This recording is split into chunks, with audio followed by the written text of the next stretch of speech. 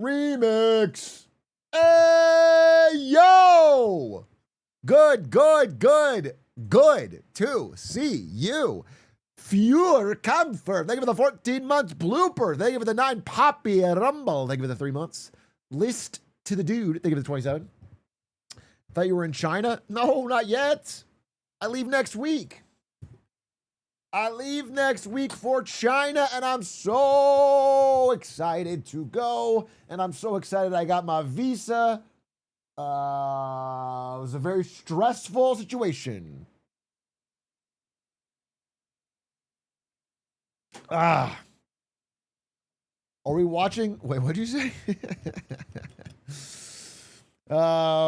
Massive raid. Thank you for the raid. Thank you for the 5 stream street from Spoogatti. Wheels, thank you for the prime. Austin, thank you for the prime. Nighthawk, thank you for the prime. Apanaze, thank you for the prime. Damn primers all around. Smugcloth, Scumlord Studio, hockey, and Legos. Man has hobbies, or woman, or non-binary, I guess. Blooper, thank you for the 9 months. Good to fucking see you. Good to see you. Trust Seer, thank you for the 5 gifties.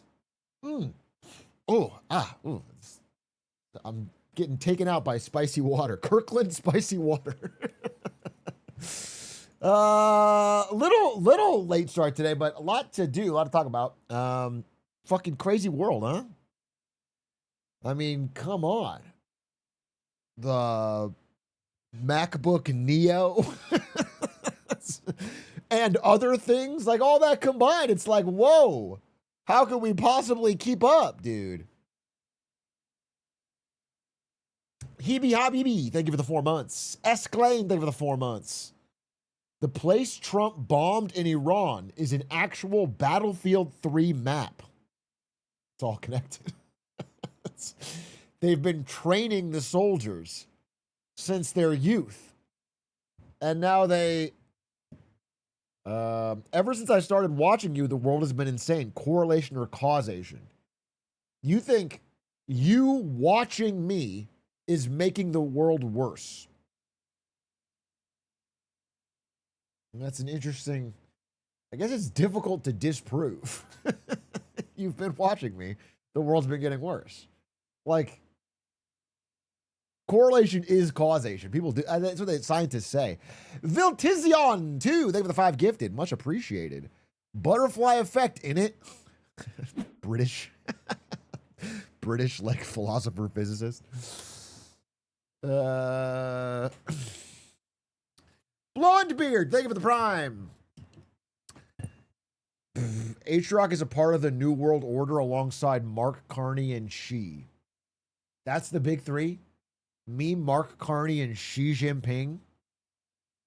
Interesting. Absent parent age, thank you for the 33 months. Do you, okay, I mean, there's a real correlation here between Clavicular getting mogged by the ASU frat leader, and then right after that, we have war in Iran. It's too close to be a coincidence, right? Like, it does feel like it's all connected. Killer RPG, thank you for the 28 months. Yo, boss, you changed my relationship with debt. Just closed on a home, and I couldn't be more grateful to your lessons. That's a really nice thing to say. I take no credit, but I'm glad that you have fixed your personal relationship with debt, because it's the scary thing. That is a relevant topic today. Do you guys know the it's SpongeBob? It's this meme. This one. This is the meme I'm looking for. I found it, and now I will open it.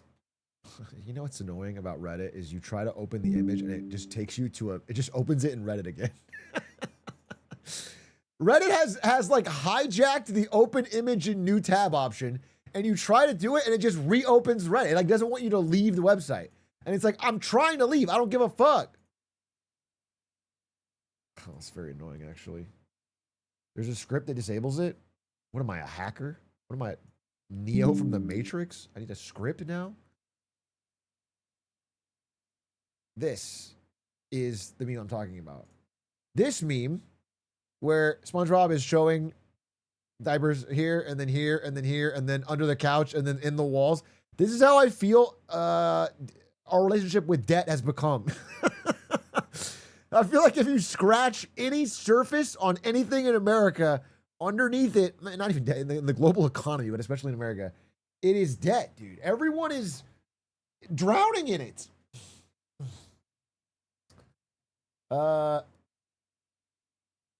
It's stinky. It stinks like the diapers. Sorry, wait, where's my... Okay. Did you see this? Did I see this? Costco wholesale. What?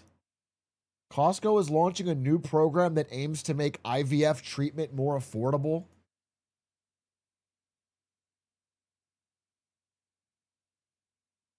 Oh, they're making a joke about how you're... they're getting customers in the womb. I mean, making IVF treatment more affordable sounds good. This is probably fine.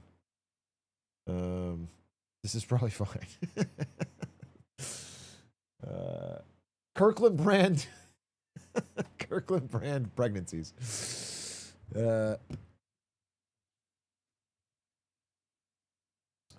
yeah, I mean, this is going to tie into the thing that's going on in private credit. I mean, private credit is just this gigantic shadow network of debt that is basically unregulated, and it's opaque, so people can't see what's going on.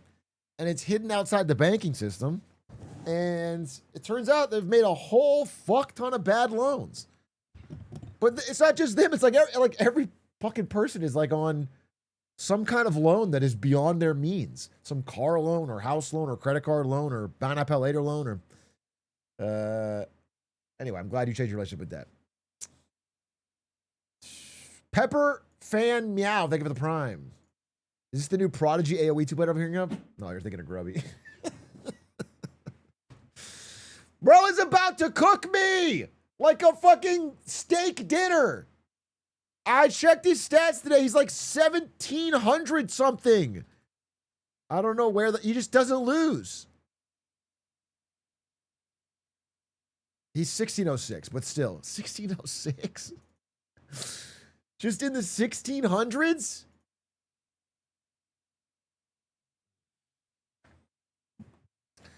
Does the fact that Trump's first official interview since the war was with Jake Paul, does that mean anything? It means we're finally on the right track, Patriots. I was getting, what? Can I be honest, faithful? I've been having my doubts. I've been worried. I've been like, wait a minute, has Trump strayed from the core mission? Has he let us MAGA Patriots down? And then I realized, no, it's every day, bro. He's got us. If nothing's got us, I know Jake Paul's got us. I want to see Trump drink a prime hydration. The genie looking at you as you waste your one wish.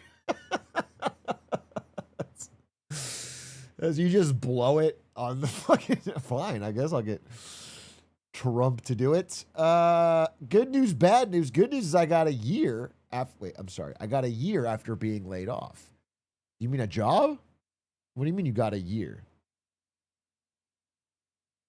You got a job after being laid off. The bad news is that it's in the journalism industry, specifically public media.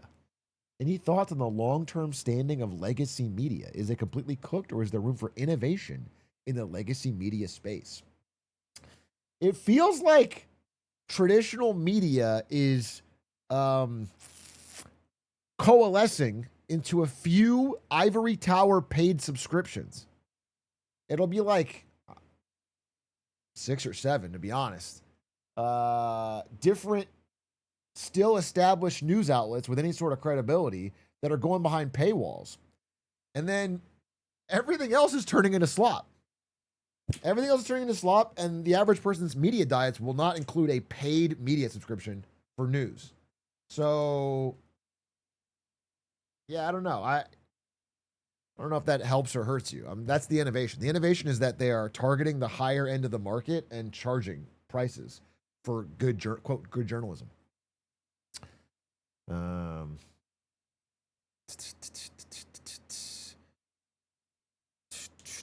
K-shaped journalism, yeah. Hey, Atrioc, do you think the rise of AI fake news will make legacy more valuable source of information verification? Maybe. I mean, like I'm saying, the business model doesn't make sense because people just get their news from social media, all the free news, and so like ad-supported cable networks doesn't work. Ad-supported like I don't know, fucking CNN or whatever. So it's turning into paywall. Bill X Flux, think of the 71 months. What news journals think are worth the money? Financial Times. Man, I pay for everything because I'm a fucking pay pig. When I get that bill from fucking Forbes and I've read one article in a year, I get it. I love it. I oink at the trough. But I think, you know, FT's my daily driver. I wake up and I read it. Atrioc, I lied to my bank saying I still have a job to get another. Oh, no. Dude, this is what I'm talking about. I lied to my bank saying I still have a job in order to get another credit card because I don't have one. My other card is maxed out. I have no money. I need money. I'm the statistic of raised private credit borrowers. That's great. I'm in W for you, bro. Go for it. At this point, no, I'm kidding. You should probably not do that. You should definitely not do that. It will come back to you. But Atrioc, have you seen the trend of people planning to not pay their federal income taxes to protest the Trump administration?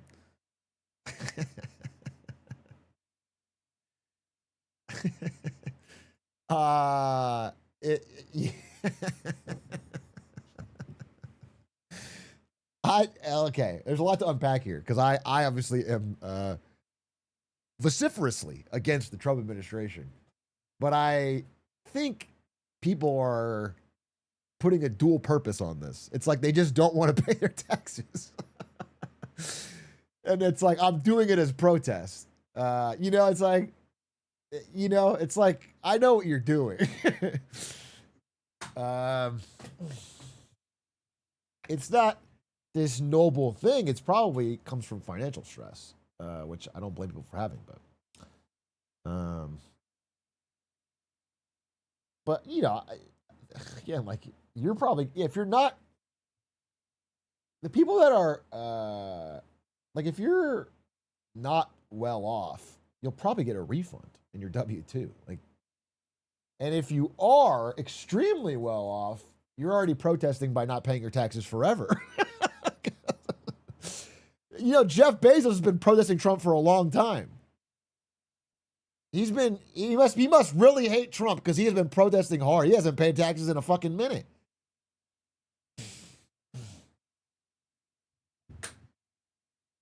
I'm not well off, and the refund was like $100. I heard it was smaller this year. I did hear that. I did hear the refund was smaller this year, which people are frustrated with. But it's okay because the economy is so good right now that people don't need a little extra money in their pockets. It's cool. This is like the perfect time for the refunds to be a little shy because people are not stressed. Paul, stay for the 13 months. Big A, did you see the Hegseth quote about how the only thing stopping the boats in the Strait of Hormuz was Iranian missiles? I did. I tweeted at him.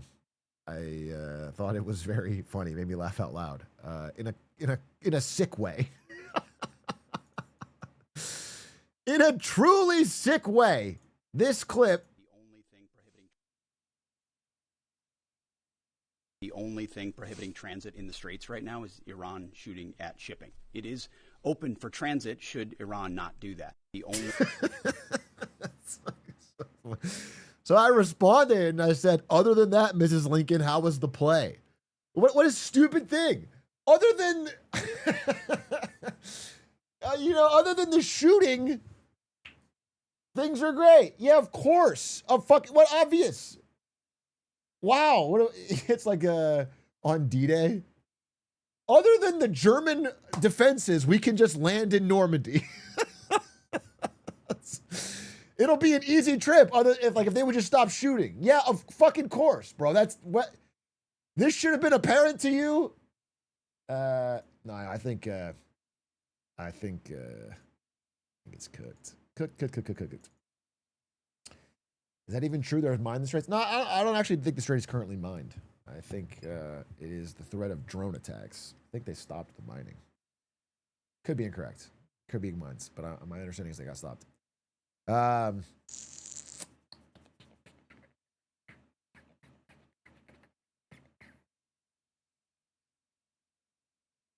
What is this? What is this? Pentagon to deploy 5,000 additional service members to the Middle East. Who's ready for the draft? If you're under 26, raise your hand. Also in spirit. Get ready for the draft, bro.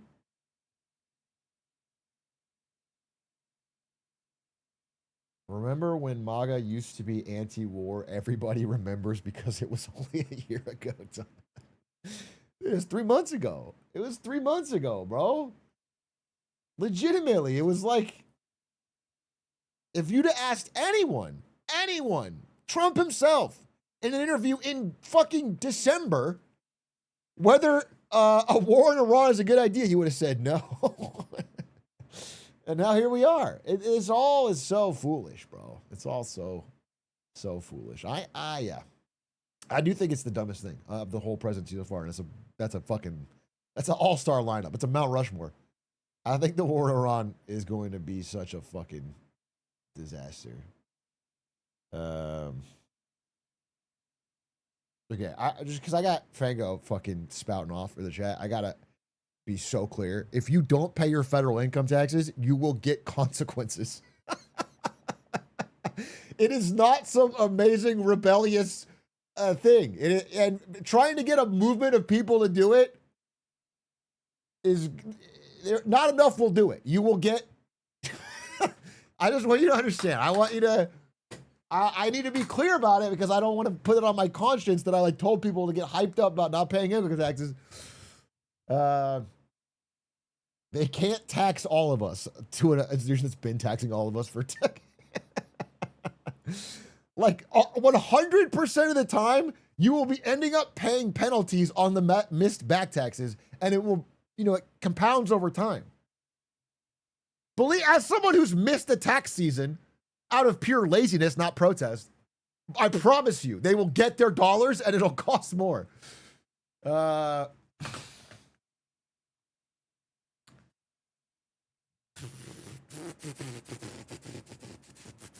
Skill issue, my goat is washed. Maybe if I dodged my taxes and then fled the country and then moved to the Maldives and set up a shell corporation and then streamed from there, I can do the fucking Jake Paul. The Jake Paul, our future president, move to Puerto Rico, get on a boat, sail out of Puerto Rico, basically spend no time a year there, but still claim it as your residency so you can pay no fucking...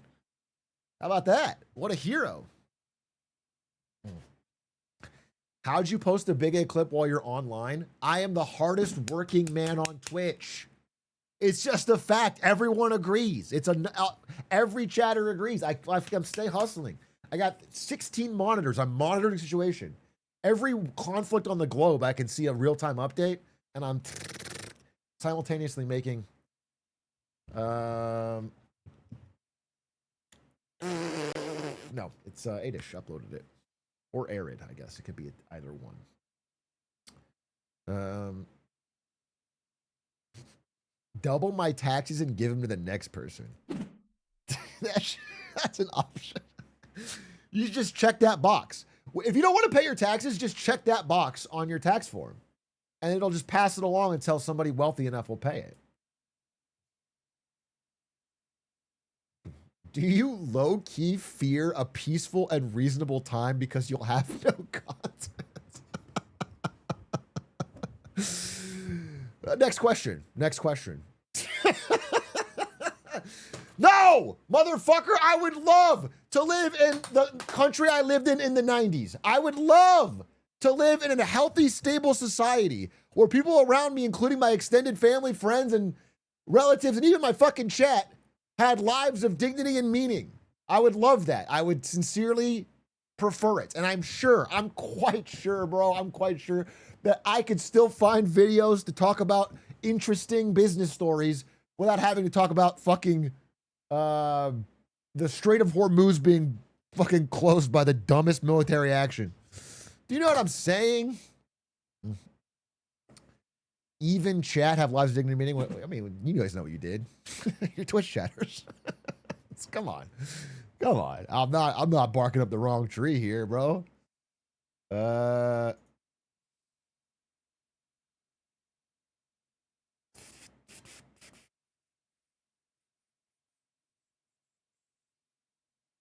The president said, "What?" Oh, that's my thumbnail. Yeah, you know what? I would like to live in a future where I'm doing what? And it's like just a normal speech about a normal subject.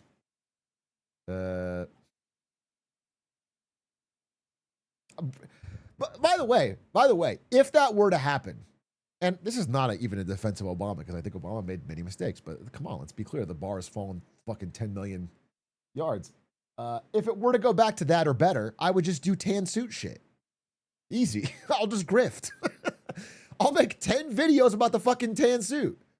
And I'll get angrier than I am now. Dude, it'll be awesome. The videos will be bangers. I'll get a whole 70 slide PowerPoint on the fucking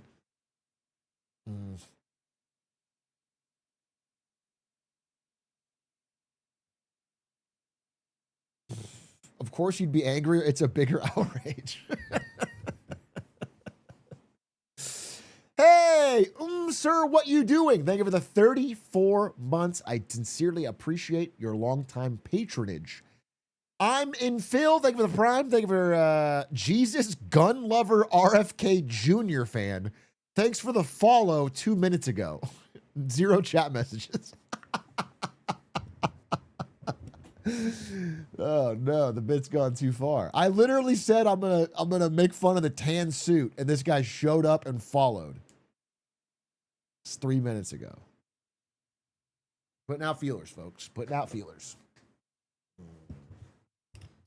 Squeaks is alt. Squeaks and I are supposed to hang out in LA in April after I get back from China. However, I'm thinking of going to the jolly old London, to the UK, to get a pint, some fish and chips, to get shivved by a chav, and to see the Red Bull Age of Empires finals. That's what I was thinking. That's my plan. I was going to London, jolly old London. Bring your most expensive watch, please. You know, run my jewels. No fucking. First of all, if any fucking UK fucks come at me, I'll use the power of YouTube to stop them by on the spot recording a video about how the UK's failed in 30 days, and they'll fall back. All right, I'll destroy them with the power of a thumbnail showing Big Ben falling over and saying the UK is dead in 30 days. And then the money I'll make on that will buy me a new watch.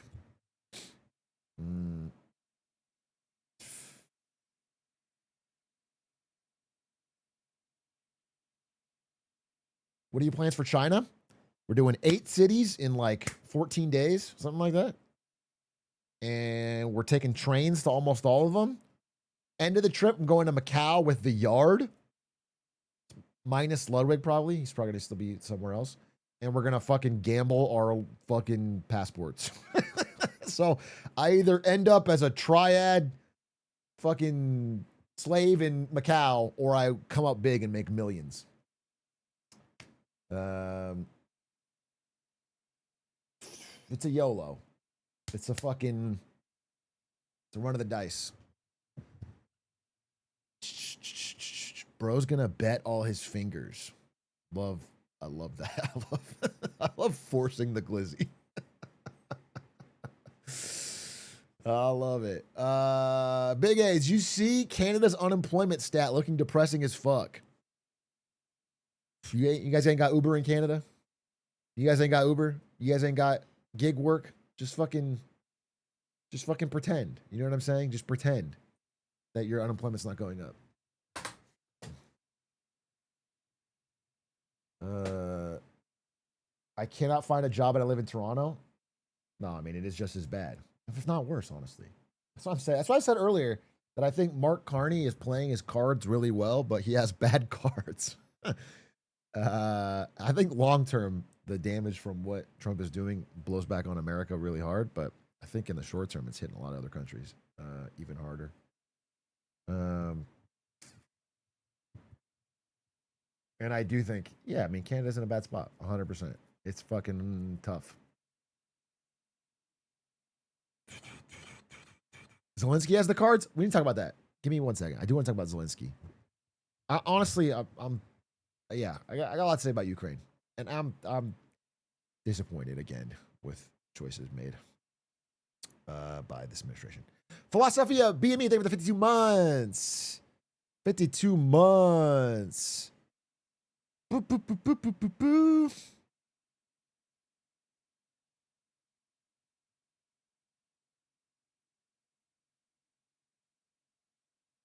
I hate how huge the finance and banking industry is in Canada. Yeah, it's massive. I mean, there's some big cartels in Canada, not like drug cartels. Though there are some of that, but there's like just a few businesses that have disproportionately massive leverage, and they have a lot of political power.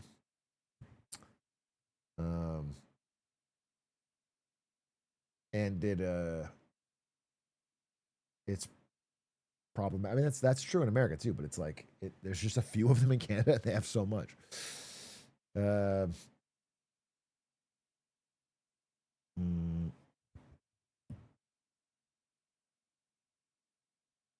8K in Klarna gambling debt. Send me to Iran. That's what they honestly should do. Not this is a joke, but I think they want, because I heard military's failing to hit recruitment targets. They just need to say they'll wipe your Klarna debt.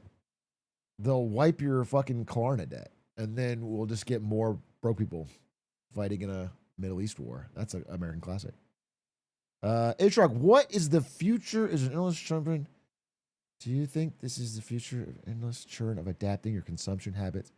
Did you steal this? This is a stolen tweet, Crane. Crane, you just stole this tweet. I read this tweet today.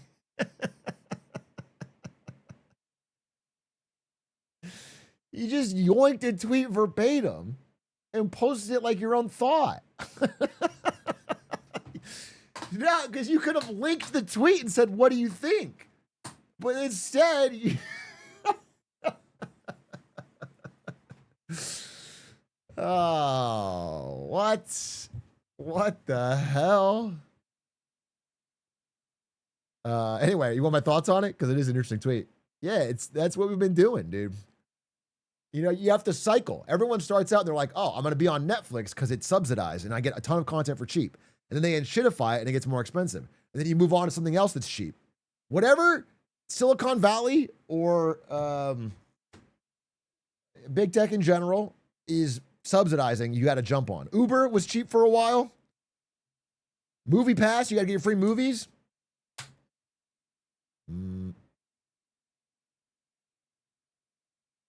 What else? What is there right now? What's the cheap thing right now? What is being oh, AI, I guess. Legitimately, like everybody using Chat GPT to fucking do their homework, if they had to pay what that actually costs right now, with like it's so much more expensive. AI is deeply subsidized. Even the paid versions are like they're losing money on all of them.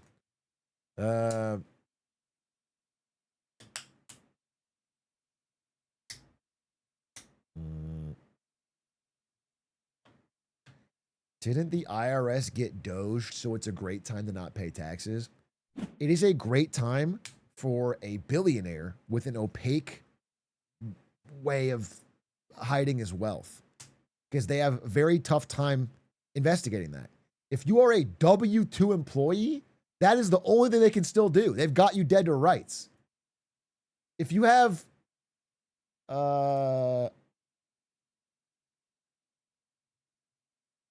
they will absolutely they have no problem getting you on a W-2.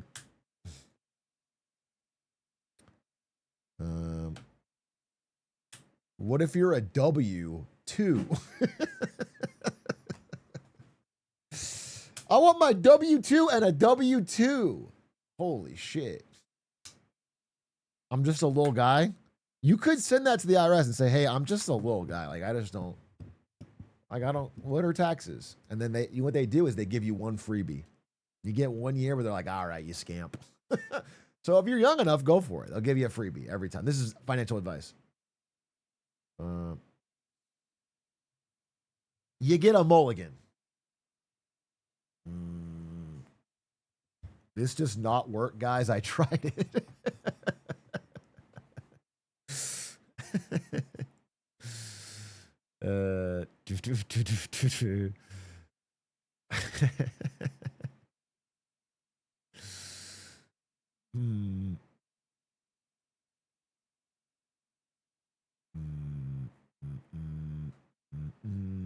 I wonder what level of sarcasm is passable in court when presented as evidence. What, you mean you're what? You're gonna get hauled up in front of a judge for not paying your taxes? You're gonna play my clip as evidence that you were misled? Your Honor, Atrioc said it. It was I have the clip. Fuck, dude. In the case of the state per Atrioc, the per Atrioc defense. We're at war with Iran still? Can you believe it? I thought for sure we'd be in and out. This is the first time I've seen a Middle Eastern conflict drag on. I was so confident this would be just an easy one and done.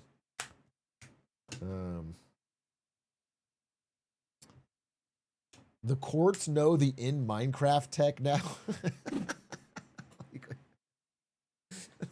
The court trying to pin you down, but you keep saying in Minecraft. God damn it. He's good.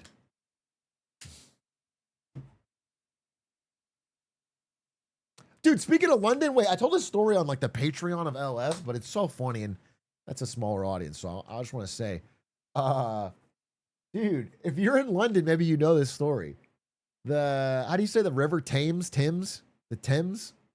Yeah, whatever. The Thames water. The Thames water, which is like the water company for London, was bought out by private equity. So it's like their water was owned by a private equity company. This is like turning on your faucet water, you know, like shower, bath, everything. And the private equity company started taking on massive amounts of debt in this company to pay themselves bonuses. Okay? And so the water company ended up like billions of pounds in debt, and all the wealth of it got siphoned out to the bonuses of private equity. Okay, lovely so far, right? No problem. But the problem is they no longer had any money for repairs or maintenance. That's how they afforded the interest on the debt. So all the water company shit started falling apart in disrepair, and sewage started leaking into the water supply. And so there was like fucking poop in the water all throughout fucking London. It was this nasty fucking sewagey water supply. And then, because people have to have water supply, the government had to step in and bail the company out. That's the private equity 1-2 classic, dude. They literally played a perfect game. A $3 billion bailout. What a W. Can't believe that. Just turned a shitty situation into a W. That's the private equity book. They're just paying homage to London in the 1800s. Isn't that funny? Because it is not like it is London now. It's London in 2026. The dysentery gambits.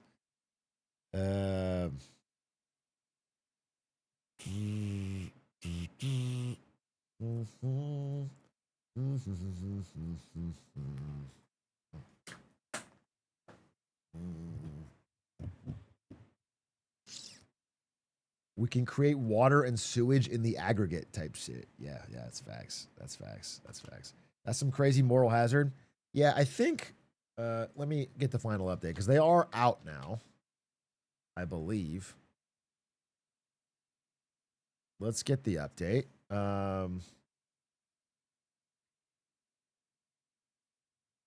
Yeah, they were a financial collapse. A £3 billion emergency bailout was agreed in March 2025.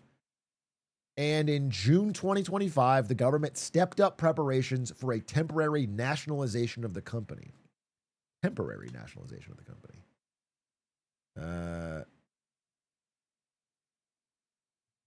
Interesting.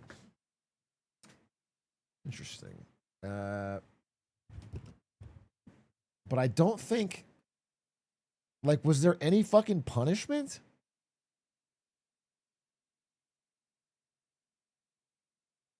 The problem is, like, the company did lose money in the end, it seems.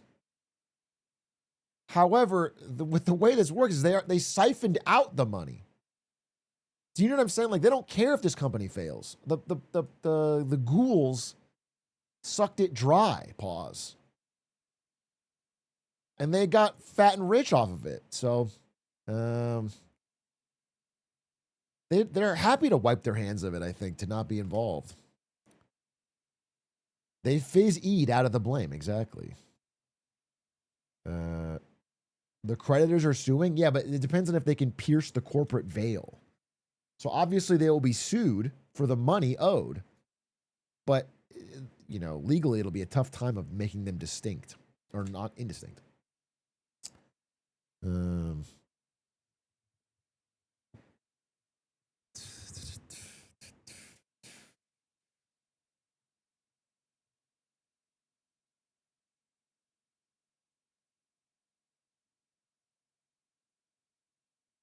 I wonder if they paid any athletes millions for advertising, but didn't have them do any advertising. It's such a small story with all that's going on right now. It really is small. And like, it's not going to drastically change my, I don't know, my enjoyment of the Lakers. And like, it's a fun hobby of mine. And so whatever, but it is like a splinter in my mind so often that it's like, I just hate, I don't know. I hate this whole consequence-free society we're in. I hate it. I hate it, dude. I hate it. I hate that nobody has consequences. It's very frustrating. I think we have to we have to have consequences.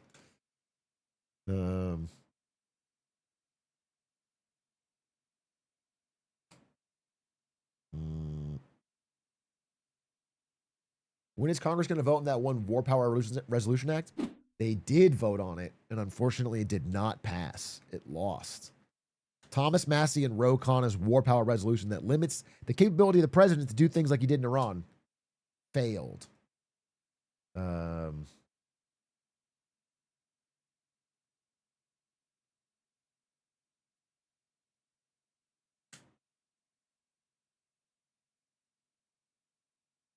Yeah, a couple people flipped.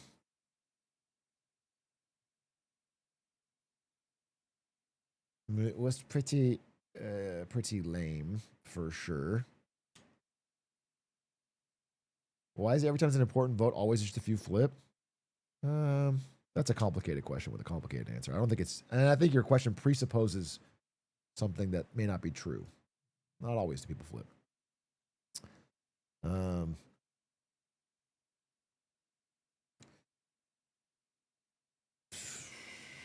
But if you want the answer, usually it's, I don't know, money or influence or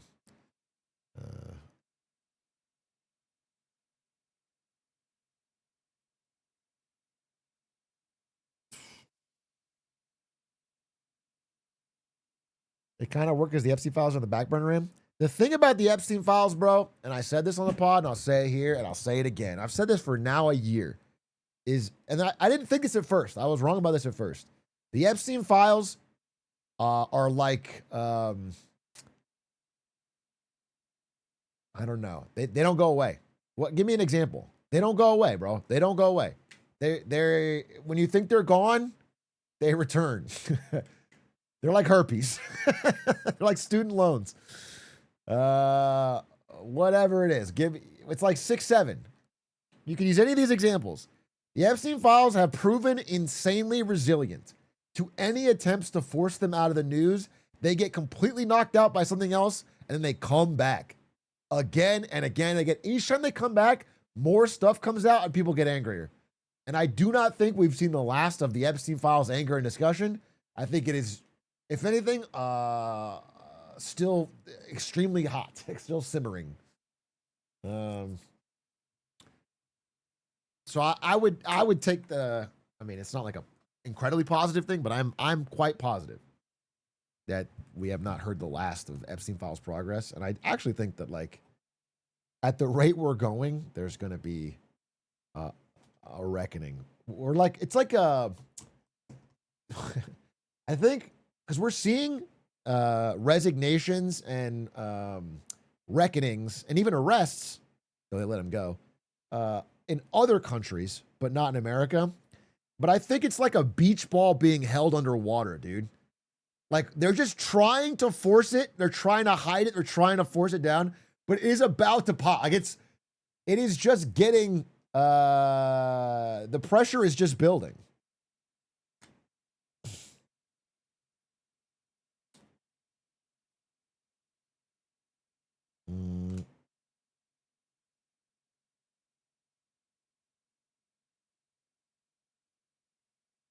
Was really worried when I started hearing about the Epstein files. However, I saw the Dow was over 50K, so it's I guess. The problem with that statement is that when she said that, the Dow peaked and it has plummeted ever since. So the problem is that the Dow is the Dow's no longer a good shield from the Epstein files. Right now, I guess the Iran war is the shield against the Epstein files, but the damage from that is so severe that there's going to be a desperate attempt to get out of it. The midterms are going to be catastrophic for MAGA, assuming nothing crazy. But at the rate it's going, it's like a generational sweep. I think. I'm not kidding. I saw the unthinkable happen today. I kind of want to make a presentation on this, but we'll just talk about it now and then whatever. I saw the unthinkable happen today, which is this, dude. The Dems on the betting markets hit 51% to win the Senate. Do you know how hard it is for the Democratic Party to win the Senate? The way it's structured is so unbelievably stacked against the Democratic Party. Like, that's crazy. That's almost unreal if that were to happen. Oh, looks like a dick. I was like, why is everyone spamming Yepcock? God, you guys are dumb as shit, bro. God, you guys are dumb as shit. That's crazy. I was like, what are you fucking spamming? It's phallic. I mean, yeah, it is a little phallic. I'm not going to lie to you. I'm not going to tell you to not believe your lying eyes. But square balls, though, that's weird, right? It really looks more like a missile. Honestly, the missile in Iran is visualized in the graph as Republicans lose support. It's really a visualization of how war is causing this fucking absolute tanking. Bravo Vince, dude. It's a metaphor.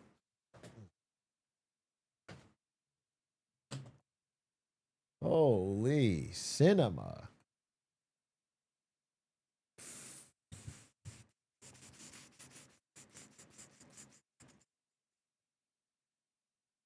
A crocodile in a cartoon once told me to trust my eyes, the mirror never lies. Trust your eyes. The mirror never lies. The CGI Donkey Kong thing from the late 90s. Where the King K. Rool pretends to be Donkey Kong in a mirror so that he wakes up from amnesia and thinks he's a crocodile instead of a monkey. That type of shit you don't fucking understand. That's the type of shit you're not on. Okay? I watch real cinema, dude. I watch real films.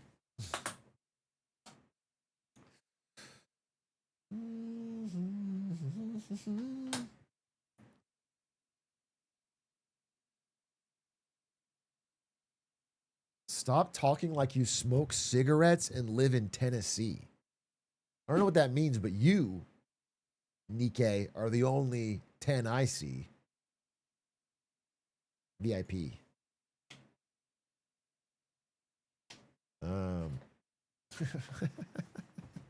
Harassment. Harassment. Do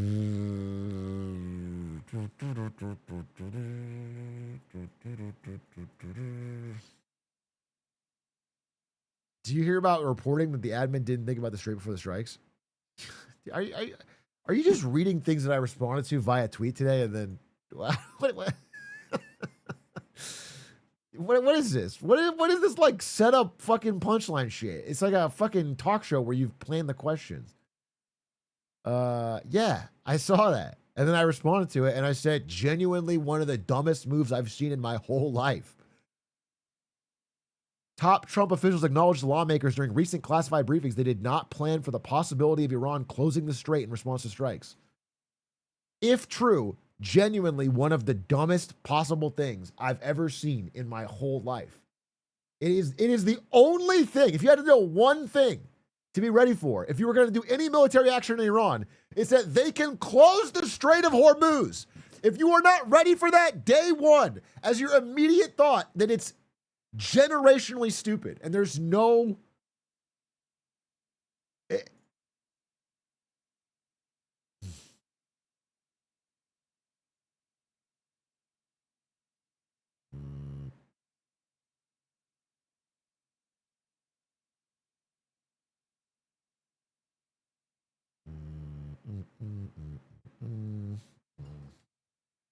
Don't forget, we were also prepared for dozens of drones. This is bullshit. The bases are not all dust. Okay, here's the thing. As I've noticed this, like,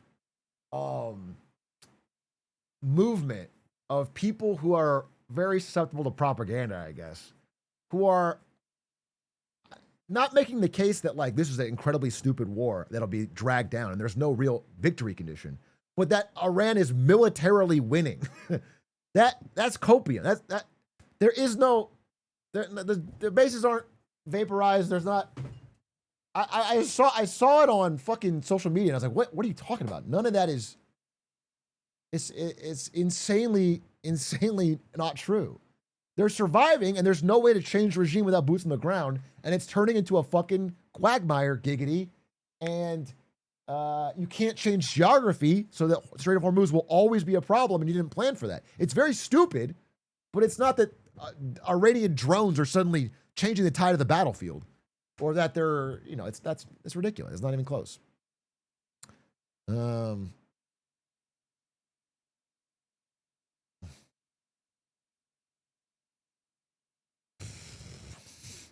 I love being from the Middle East. Born too soon to be invaded. Born too late to be invaded. Born just in time to be invaded. What? I get what you're going for, but wouldn't it be funnier if all 3 times were invaded? Because...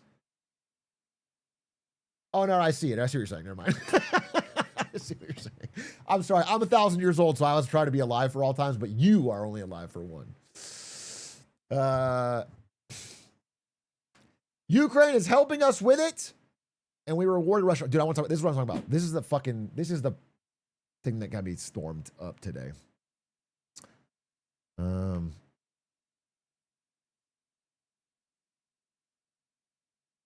Honestly, when they say they have no big targets left to bomb, I kind of believe them. Yeah, the way I read it was like they were doing it like the way.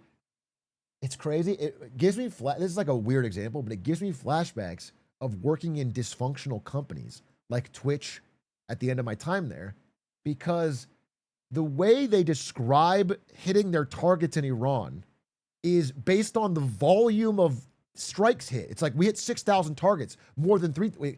It's like there's no strategy to it. There's no wisdom to it. It's like a number. They're trying to hit a bigger number. If we hit more targets, but it's, do you know what I'm saying? It's pumping the numbers. And it reminds me of Twitch where it would be like, everyone would just try to hit a certain metric without thinking like, is this making the site better? Are we actually getting more users? Or are we just like faking it or gaming it? And yeah, it's honestly what I felt like. And so, yeah, they hit a lot of targets. But there's like, what are the target's goals? The thing they hit today was, I don't know if I'm pronouncing it right, Karg Island. How do you say it? But the point of it is that's where Iran packages, bottles, packages the oil, I guess. They load it up on tankers and ship it out.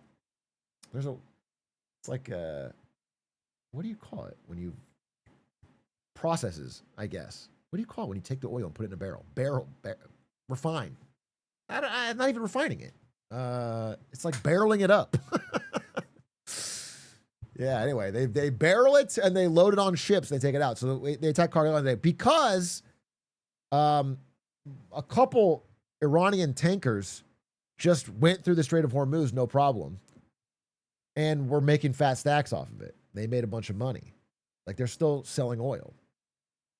And so they're attacking the Karg Island. I mean, there's, you know, again, I think I've made myself clear that I don't support any of this. But from a strategy perspective, at least it makes more sense than what they were doing before.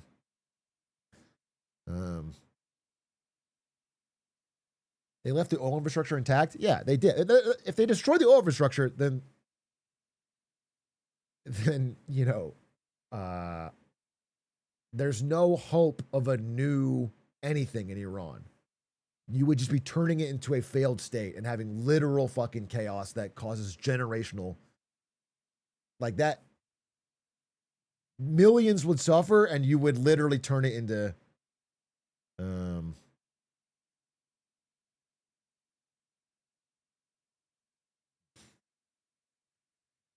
yeah, Libya 2.0.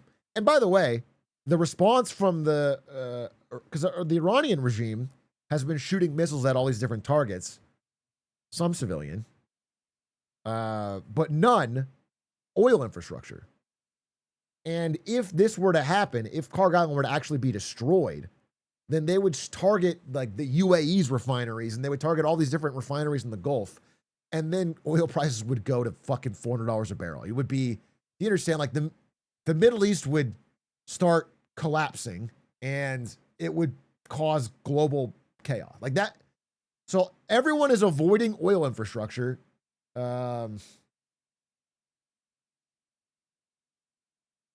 But that would be an escalation. By the way,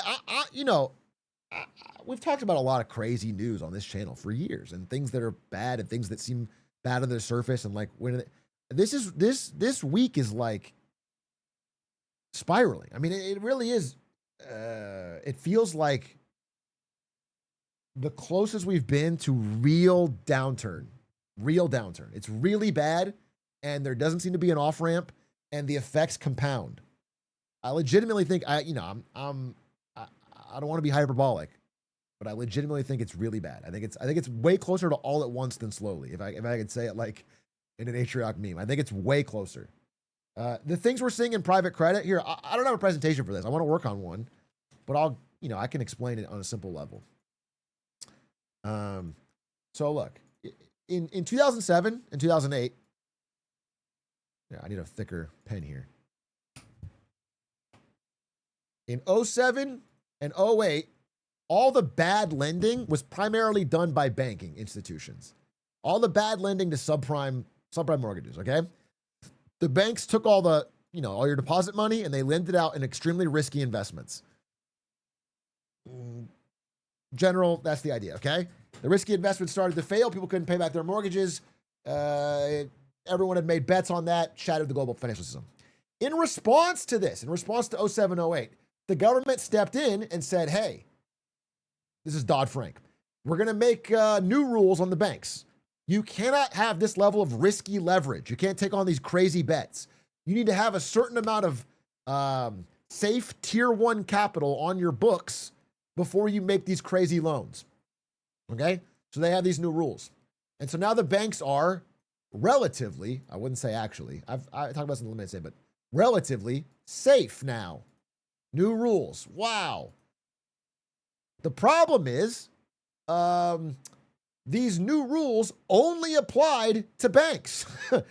And so all the people that still wanted risky loans like this just went to other lenders. And that created this new opportunity for big private equity firms to start what's called private credit, which basically just means lending, but you're not a bank.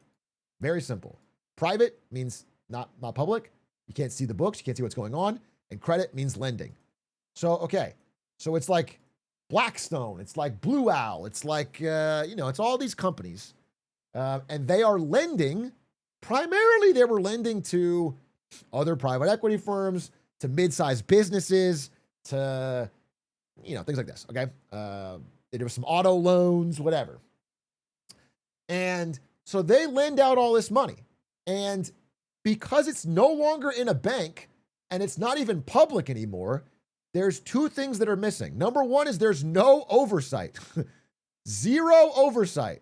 So now we can know, like on a bank, like on a big bank, like a JP Morgan Chase or something, you can look up, you can see what they own, you can get the status of their holdings. You have a lot of insight. And every day, JP Morgan Chase is a publicly traded company. So if like things are looking kind of bad, their stock will go down. Things are looking good, the stock will go up. You have an understanding of what's going on. Private credit, all of this is hidden. You don't know what they have. You don't know if their loans are good or bad. You don't know if they're in the right direction or the wrong direction. It's all hidden. So there's no oversight. And there's also no rules. It's all hidden, okay? The number two is they get to set their own mark to market. They get to mark their own assets or whatever they want, which very simply, it's like if you gave me $100,000. You guys all pitched in. You gave me $100,000. And I'm like, I'm going to start the Atrioc card investment fund. And you're going to make some big returns on this, okay? So you guys all give me $100,000. Do it right now. Do it right now. Give me enough subs so we can do this. Everyone just pitch in $100,000, okay? Give me $100,000. And then I start the investment fund. And we're going to make, we're all going to get rich. I'm going to make you guys money. You're going to give you a return, okay? So I take that $100,000 and I buy a Charizard. I buy a brand new first edition Charizard or whatever, whatever card's worth $100,000, okay? And then for the first year or the first few months or whatever, the price of that card is going up. And I keep reporting to you, hey, you're making money, buddy. The fund is going up in value. Things are looking good. The card's worth $150K now. You've all earned your little piece. We're all making money, okay? Then let's say the card goes way down in value. Let's say nobody cares about Pokemon anymore. Something happens. For whatever reason, it's declined. Now the Charizard's worth, $5,000. It's way, way, way down. Okay, here's the problem. I don't have to tell you that. I get to mark my fund at whatever I want.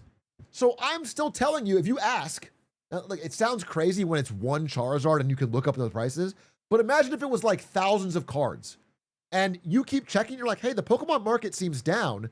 How's our portfolio doing? And I'm like, it's good. It's good. You're still good. And then you're like, it's 150K still? We're like, oh, we're up. And I'm like, yeah, 150K. It is good. We are chilling. Like, we are more diversified. Like, you might see a Charizard down or two, but we've got a whole mix of cards. It's really good. We picked the right ones. We're good. Okay? That is how private credit works. They just don't have to mark to market. They don't have to tell you what it's actually worth. And then the only time that becomes a problem, because it's all numbers on a paper, right? It's just you checking your account and going, yup, it's up. Things look good. Like, that's great. It only matters when you want to take the money out, okay? And that is what we're having right now.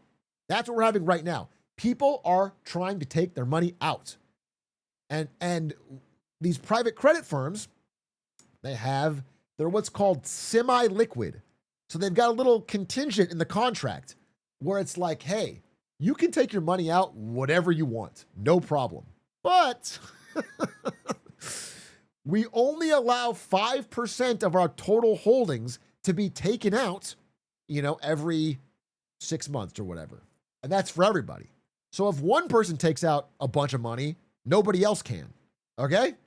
And so everyone knew this going in. A lot of these rich fucks that signed up for private credit, they knew it going in. They didn't expect it to be a problem, but they knew it going in. But they thought, like, times are good. I'll always be able to get my money out. Like, I'll always be able to withdraw because I'll just withdraw and no one else will be withdrawing and I'll get my whatever. Like, I'm a small part of the pie. My holdings are less than 5%. But the problem is, what's happening right now is everybody's running for the fucking door at the same time. And so everyone's trying to withdraw their money, and the 5% gets used up instantly. And so now they're throwing up what's called gates. So now Blackstone and BlackRock and Blue Owl, and they're all throwing up gates. They're gating redemptions, which means you cannot redeem your money. You can't sell the Charizards that you supposedly own to get some money out. And if they were forced to sell them, they would have to admit what the price actually is. So, you know, imagine like you're not invested in private credit, but imagine like you show up to your bank and there's a big padlock on the door and they don't let you redeem. Is that going to make you more or less scared? Okay. Everybody that's involved in private credit is seeing redemptions go up and get gated. And now they're like fucking scared. Now they're like, I really want to get out. Now let me fucking run. So the pressure is now on for everybody to try and get their money out of private credit. And it's causing like this kind of slow motion implosion and legal battles. And it's all happening right now. It's like this week. And it's very, very 07, 08 reminiscent. Like it's the early days of that. It feels very much like that. Now, private credit isn't as big as the residential housing market was, but I feel like this is not just private credit. This is like every debt-based instrument in America is like this. It's like they over-lent and got overly risky in the good times, and now we are in the bad times. And everybody's doing like an extend and pretend. They're all trying to find ways to keep the fucking ship afloat. They're all trying to do shit that hides it, but it's getting harder and harder to hide it. And private credit's like the canary in the coal mine that's showing like they've tried everything and now they're just having to stop you from leaving.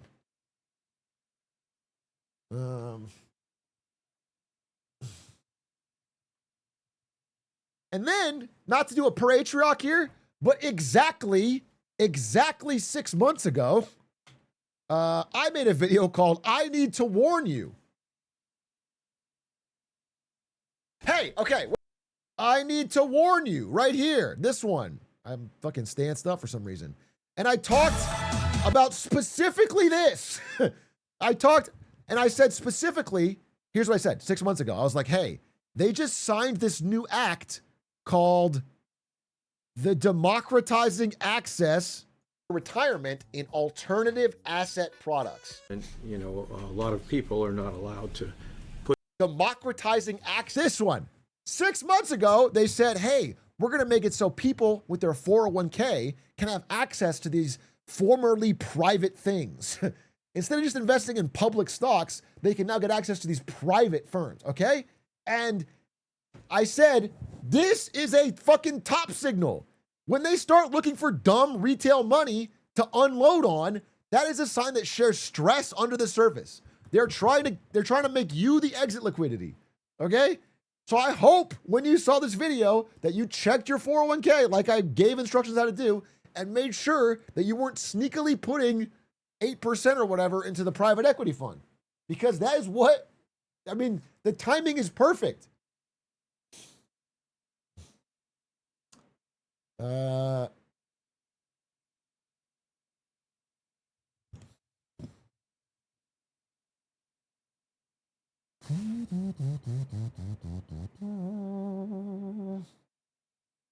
Isn't that what you kind of told Steve Eisman would happen, but he didn't believe you? Yes, dude. Yes. But even he's making videos about private credit now. Yes, dude. By the way, it's not my fucking research, bro. I'm not in the fucking files. Bill Moreland of Bank Red Data is the one that found, I first saw concretely break this down. And Bill Moreland emailed me after that Steve Eisman interview, and he's like, hey, bro, everything you said was right. It tracks with my research. And then he explained point by point why Steve Eisman was wrong. So even if you don't believe me, even if you go, Atrioc's fucking dumb, I promise you, bro, I stand by what I said in that podcast. I stand by it now, and it only has proven more true. It has only proven more true with time. Like at that time, it was like First Brands and Tricolor. It was the beginning. It was like, oh, a few one-off things. Maybe there's a couple other cockroaches. Now it's like a ton. Now it's a ton, and all private credit firms are throwing up gates. Like the cracks are getting bigger. And the only reason this isn't getting talked about more is the war in Iran. Literally, there's a quote. I was reading the FT the other day. They got a quote from a Goldman Sachs executive saying his private markets clients are glad about the Iran war distraction. They're like so happy the news is focused on this because they're starting to implode.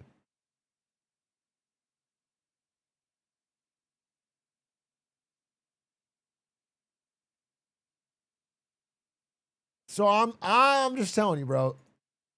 Like this would be a massive story if it wasn't happening the same time as a insane war. Because it's starting to rhyme. I'm not saying it is 2007. I'm not saying that. It is smaller. Oh, we'll see. I think it could be bigger. But private credit alone is smaller.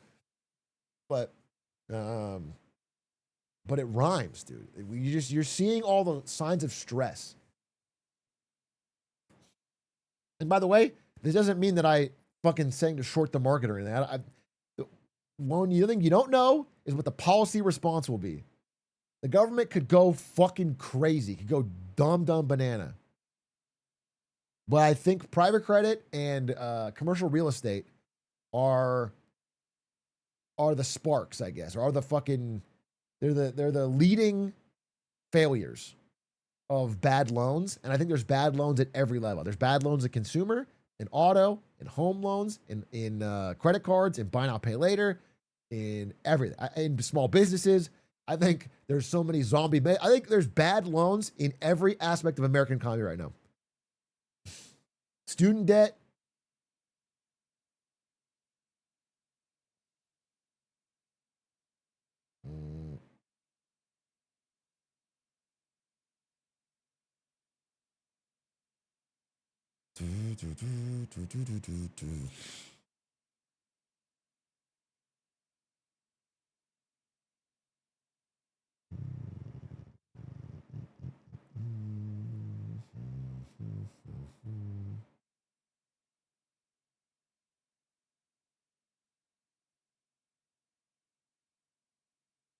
Very stupid question, but doesn't the idea of stocks mean there has to be a loser every time? How does the general population come out winning in that case? Or more like, is there no way that more people will win than lose? Like if everyone entry points are just higher and higher and as intro. No, listen, theoretically, the stock market should track the health of the overall economy, and the overall economy can grow over time. Like we just have more stuff. There's more than ever before. So theoretically, it could be a pie that just grows bigger and everybody gets a larger slice. That's very totally possible. But when the number gets much bigger, when the number gets bigger faster than reality gets bigger, you end up with this big divergent gap. And that gap is like an air pocket of chaos. And then once something pops it, they correct.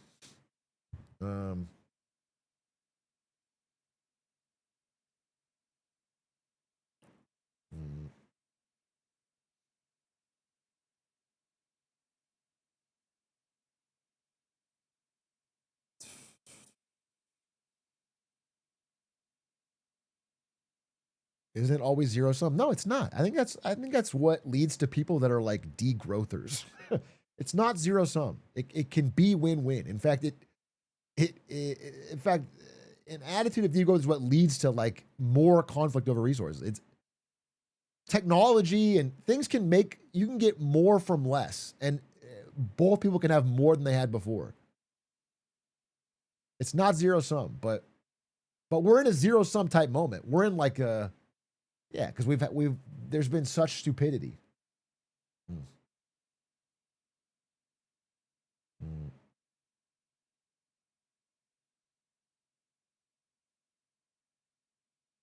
Mm. Is this type of growth even sustainable after the human population peaks? It depends on what technology does, right? Theoretically, I mean, I'm not excited for this future, but theoretically, like, you know, robots and AI and productive capacity go insane. We could get, you don't need 1 million more people to have the same level of growth you used to do. Possible. I'm not saying this is a good or bad thing. I'm just saying that's a theory. Clearly, there are countries with small populations that are doing more than countries with big populations. Like, what matters is the systems and productivity of how people are used, not necessarily the raw number. It's not so much that you need a gazillion more people. It's that our systems are built around having lots of young people to support few old people. It's not about the number of people, it's about the number of people at each age. That's the real problem. And the problem is all these societies in China, in Japan, in Europe, in America, have aging populations. We got a lot of old people, and we have relatively few young people. And the system doesn't work under that. It breaks under that. The demographic is bad.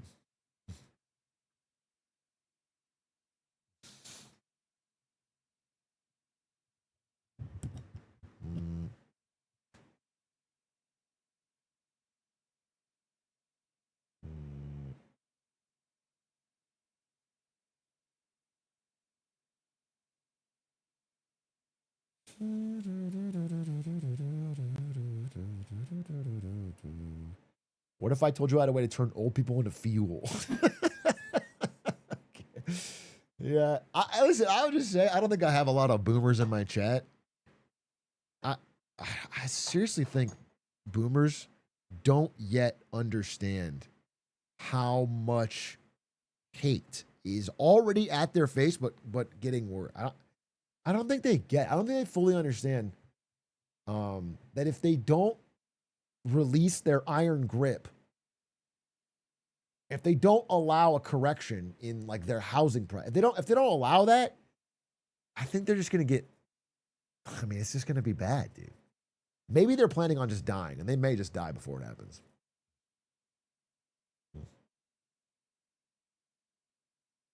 Mm.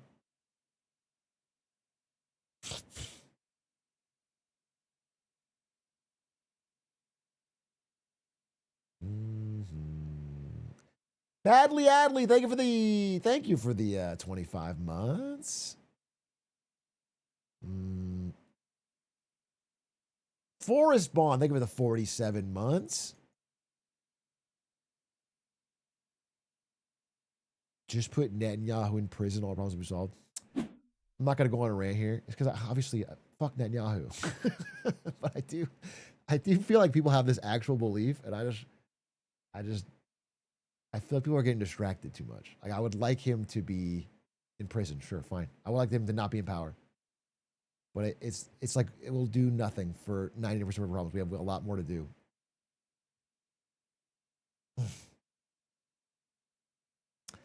Why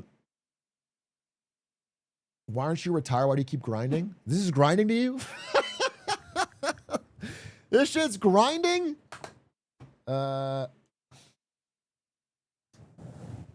Thanks, man. Appreciate that. I should be grinding AoE. If anything, I don't know. If this is all I was doing, I really like it. I don't love what's going on with the news, but I like reading and keeping up. And, I've built a little bit of a network now. All these Atrioc chatters that actually have jobs, they keep reaching out to me with insider info, and then I talk to them and learn some things. And then I've built up a connection to people from that finance conference. Some other people have been emailing people. Like I've been actually like getting some expert opinions. I got my Substack account. I've been talking to people. So I feel like it's good. I enjoy doing it. I feel like I don't know. It's a very interesting time to be doing it. So I like this stuff. It's not really grinding. You should play AoE 2. How much you win against Grubby? Listen, I'm going to try my best. I promise you. And I've put in a good amount of practice. But Grubby is really good. In that, like, I think I'm better than I was when I took the 6-month break. That's what Hera told me, and I believe that. But Grubby is just cracked, dude. He's just 16. Like he's breezing through 1500s in a way that I could never do. That's where it got really hard. So I don't know. Warbone, thank you for the fucking 25 gifted. God damn. Yeah, he just picks things up really quickly, honestly. I watched a couple of Grubby games. He's good. He's just really good. I'm being honest. I should trash talk more, but like, I'm honestly impressed. He's just a really good RTS gamer. That's what it is. So I will try my best, and I will, it's best of one. Anything could happen. But, I'll probably lose, just to be real. Lego, I think, with the Prime. Chocolatey, thank you for the gifties. Forest Bond, Bradley Adley, Warbone.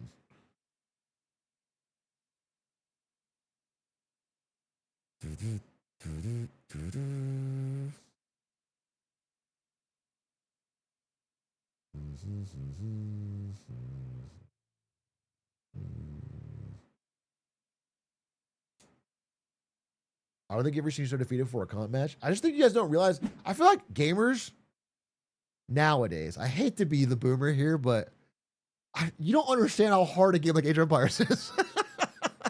I legitimately think if you just play like a couple shooter games, you don't understand. Like if you haven't played an RTS game, a competitive one, you don't get it. You don't understand that there's no game that you play that is like this.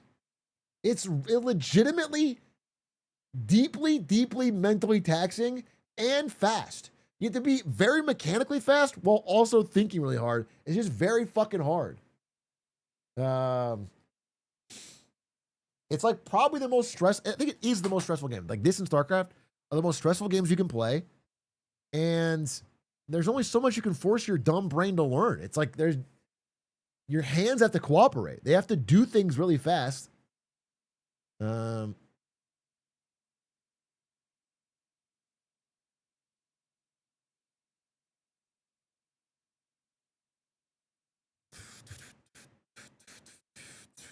Isn't that how Melee is? Yeah, Melee is very hard. I just think about I think RTS games that makes it harder. I played Melee. I think Melee is an amazing game. I think RTS games are one cut above on the tier list of difficulty because of the multitasking on different, having to build your base and build your army and do things while also command your troops. It breaks most people's brain. I swear to God, you try it. People get stuck in 800 elo.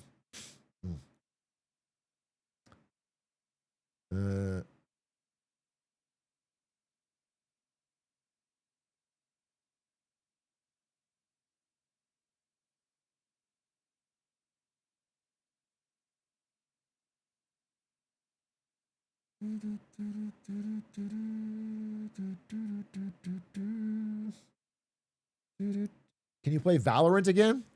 It would be Cinema. What was Cinema about me flashing myself with Phoenix every round for 2 months straight and then quitting? What was specifically Cinema about me being perhaps the worst Valorant player that's ever existed?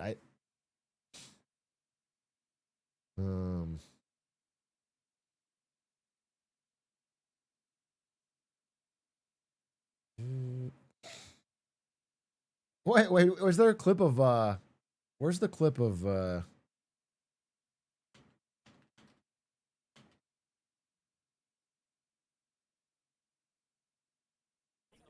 can sign it on the website and buy it.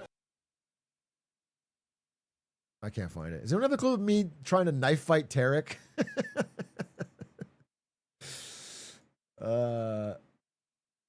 Atrioc Tarek knife fight. Is this it? All right, for real, knife fight though. Okay. For real. Honestly. Actually, for real? Actually, for real. I'm walking I don't out. trust you. No, I don't trust you. Actually I'm walking out with my sorry. knife. Look at me. Hey, look at me. He's Hey, walking out with his drop knife. your Look at guns. me. Drop your guns right Okay, now. all right. He chill. doesn't know how to G. All right. Hey, that's all I You're a that's rifle all I or had. no? That's No, all I had. You ready? Let's go. Let's go. Are you ready, bitch? Oh! Kidding. Go I'm in the corner. kidding. Go in the corner. It's a joke, dude. Go in the It's corner. a joke. It's a joke. It's a job, fucking man. drop your gun. Hey, whoa. Hey, I'll say you're sorry. Say you're sorry. Hey, I'm sorry. Bro, I've been sorry, bro. Hey, easy. All right, let's go. Let's go. All right, relax. Hey, you can't have your gun. Put your gun away. You got a fucking gun. You're 30 pulling out. seconds left.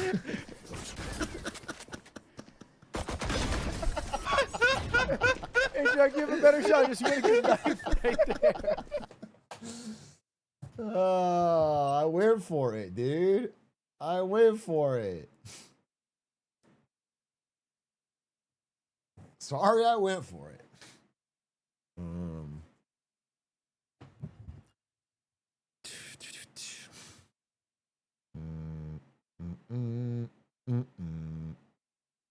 Would you ever play a grand strategy game like EU4 or Vic3?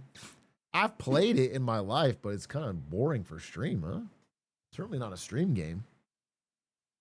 Those are snoozers, bro.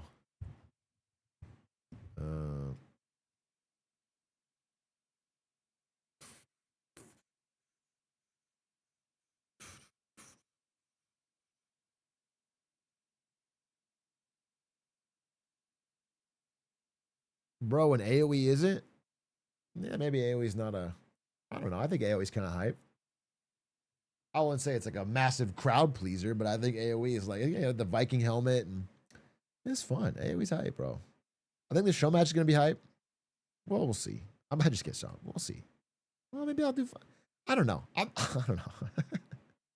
It depends, bro. It depends. It really depends. Who's the commentator? Hera. Best player in the world. And we're going to 1v2 him afterwards, which is going to be really fun. It'll be me and Grubby v. Hera 1v2.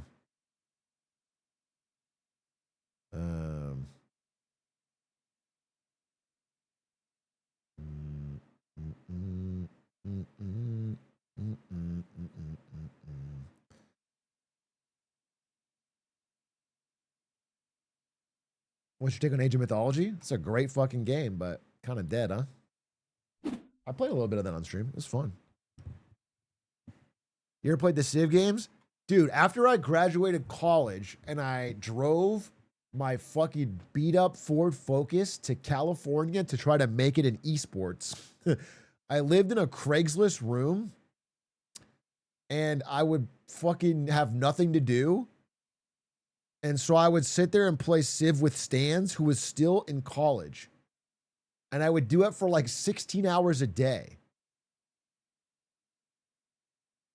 And it was like, because I would have esports, I would get paid very little to do esports journalism. I'd have to go to League of Legends games and write about them for Team Liquid. And then I would do patch notes videos from Machinima.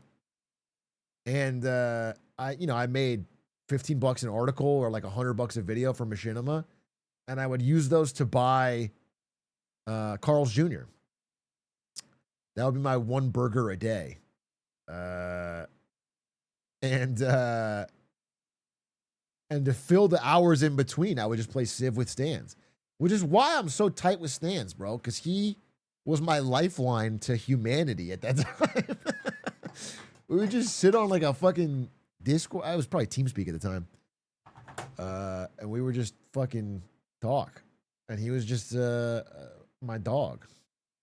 And then it all started to work. And then I met some people in the press room and led to one thing to another. And I got the job at Twitch. And it was probably Ventrilo, actually.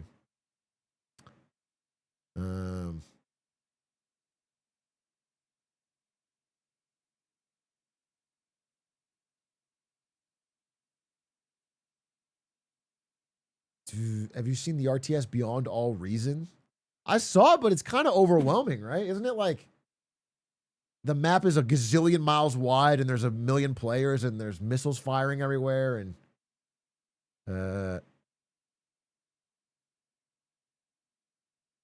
it's kind of low key crazy. Do you have a top 3 games of all time? Oof. Like, do I think the best or what my favorite are? That's 2 different questions. Because my favorites of all time, my top 3 are like, I don't think it's a good game, but for my life, it's like League of Legends is up there. It's probably like Melee, League of Legends, and StarCraft. Legitimately. Like, those were so impactful. But best games of all time? I don't know, bro. Best games of all time? That's such a tough question, honestly. How do you honestly answer that? I think, I don't know about top 3. Top 3 is so hard, but like I was thinking of a top 10. I was throwing some random names in there. I think Sekiro is the best of that type of game. And it's just a perfect game. I think Sekiro is a perfect game. I think Mario 64 is a perfect game. No Notes, perfect game. Perfect 3D platformer. I think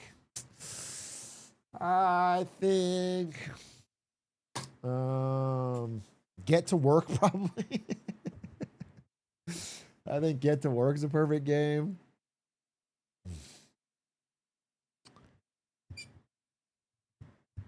And Outer Wilds was incredible. Yeah, I mean, Sekiro, Mario 64, and Outer Wilds are 3 games that like I think were perfect. They were very fun. I would change nothing.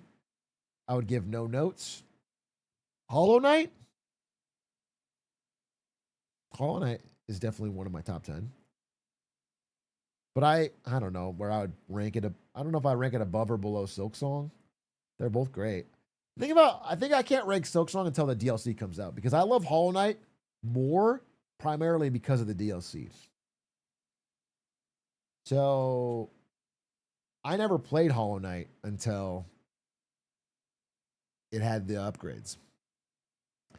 You can't rank new games in the top 10. It's just too fucked up.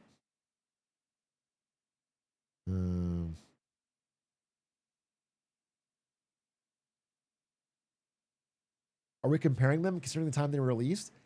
If you do time they were released, I think Zelda Ocarina of Time is like still the GOAT game. I'll say it. I think Ocarina of Time, for its time, was so far ahead of the pack, but nobody was live for that. Yeah, you have to be unk to even remember being a child in 1998 or whatever. But it was just so good. It was just so unreal fucking good. So nostalgic. I mean, not so nostalgic for me now, but it was just mind blowing. It was just an incredible game. And it was the time, one of the few times as an N64 kid, you felt superior to the fucking PlayStation slobs. Like, they may have had more games. They got like fucking. They just got way more games. But they didn't have fucking Ocarina of Time.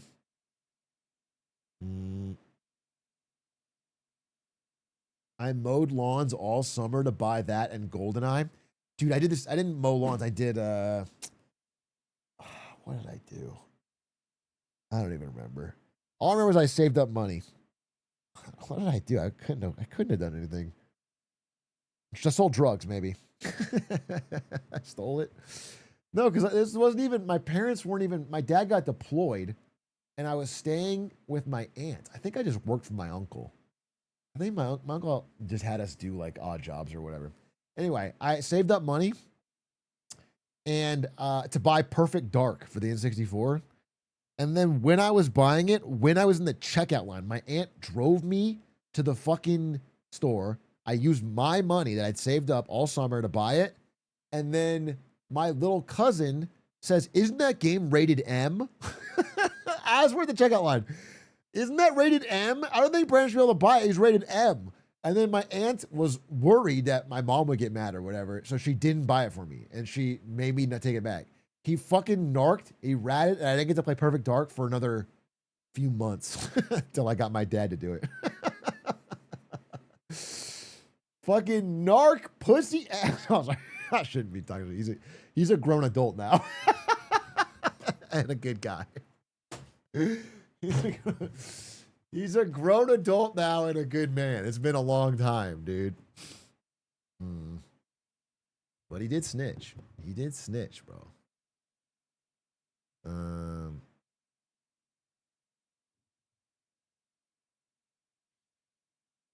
You see Teardown multiplayer was added? Yeah, unfortunately, I won't be able to play until I'm back from China, but I'm very excited to play Teardown multiplayer. I think I need to find the right group. Maybe Squeener. I don't know who, though. Maybe Stanzy.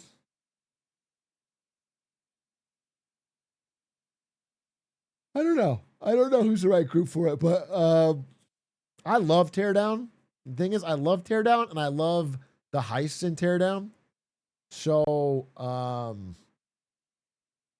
don't want people that are just not going to play. Like, I want a group that's legitimately going to try to beat it, dude. I want someone who's, I don't want to just goof around.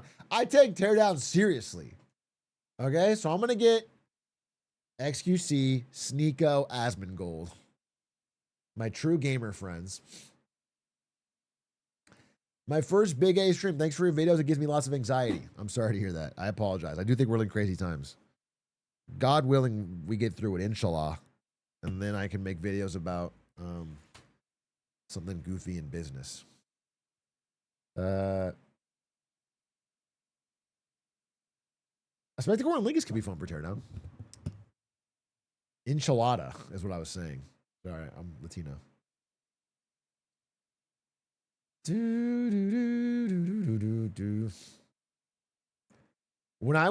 When the ad for Ocarina of Time played on TV, I was so hyped, I jumped off the couch and ran straight into a wall. You're a true 64 kid. Holy shit. This guy is 45 now. If he yeah, it was crazy. It was crazy. Real fucking unks, remember the commercial for the first Super Smash Bros? Where it was like this big grassy field and it was like, happy together. And it was Yoshi jumping around, you and me and you. And then they start fighting. It's a fucking, that was a banger commercial. It was an all-timer. Smash Bros commercial. Me and you and me, no matter how they toss the dice, it had to be the only one for me is you. Happy together. Something's gone wrong in the happy-go-lucky world of Nintendo. Introducing Super Smash I Bros. mean, we all know Smash Bros now, but this is insane. This is revolutionary. You were like, wait, you get all these characters in the same game and they can fight? This shit was unreal.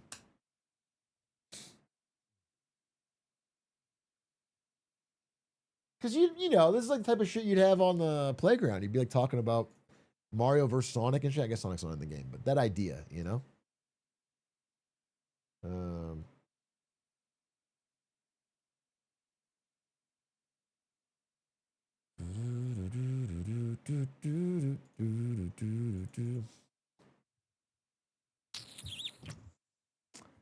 This shit was unreal, bro. 90s kids get happy seeing grass go green. Yeah, that is your post 9/11 cynicism sneaking in, okay? You're lashing out growing up in 3 recessions and 2 fucking 6 wars, okay? You're lashing out at me for enjoying the carefree 90s, and I won't be shamed for it.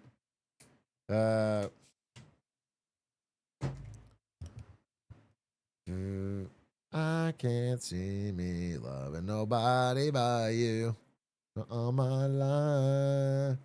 When you pass Aiden's career high of 12 points in a game, will you take a picture like Wilt and Bam? Oh, wait.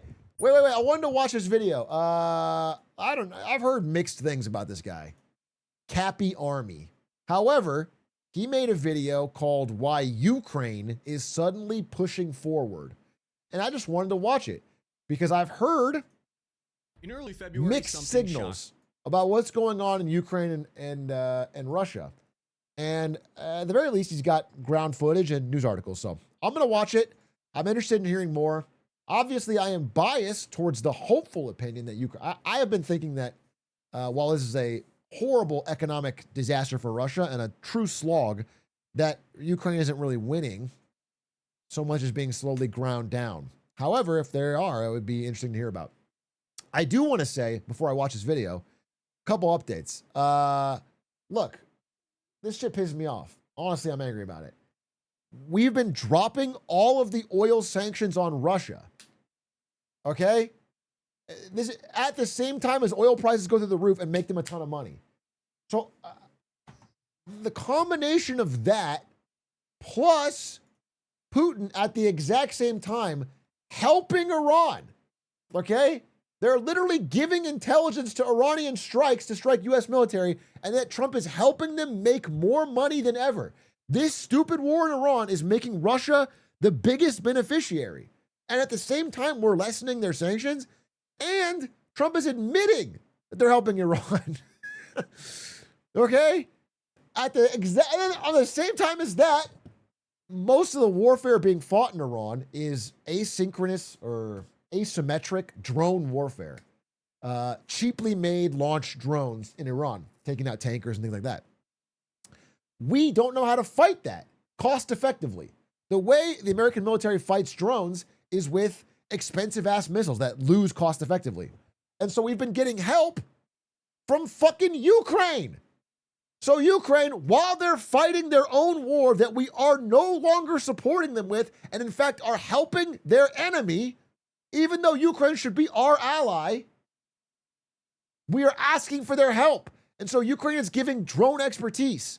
So literally this year, this is not a joke, this year so far, Ukraine has given more aid to the U.S. than the U.S. has given to Ukraine. The fucking, that is absurd. They're in the middle of a life-threatening war with Russia, and we're getting more aid from them. Have we said thank you? I'm so glad you said that because I had this meme. But it's not funny. It's fucked. It's crazy. It is ridiculous. Like, the years of war they've been through have made them absolute experts at drone warfare. They know how to fight it cheaply. They know how to make drones. They know how to use drones. Like, drone warfare and Ukraine expertise hand in hand. And so we're now desperate for that knowledge, and they're providing it as an ally at the same time as we are not helping them and helping their ally get billions of dollars. Russia is making a desperately needed economic lifeline from massive oil price increases from the Strait of Hormuz. So it's just a fustercluck, dude. So if in all that there's some good news about how Ukraine's doing, I would love to hear it. Because obviously all I'm seeing is like bad. So I would love to see if there's some good progress from Ukraine out of their own, I don't know, heroism or ability. That would be awesome. In early February, something shocking happened. Russian military communications suddenly went dark. Russian soldiers lost access to their most critical capabilities, including coordinating artillery and drone fire. Can you hear me now, Hua? The American company SpaceX had just kneecapped them by turning off Russian access to the communications network. But how did this happen? Was it the company's CEO Elon Musk who made the decision, or is it really the US government and the Pentagon making the ultimate call? Will Moscow be able to find a replacement solution quickly?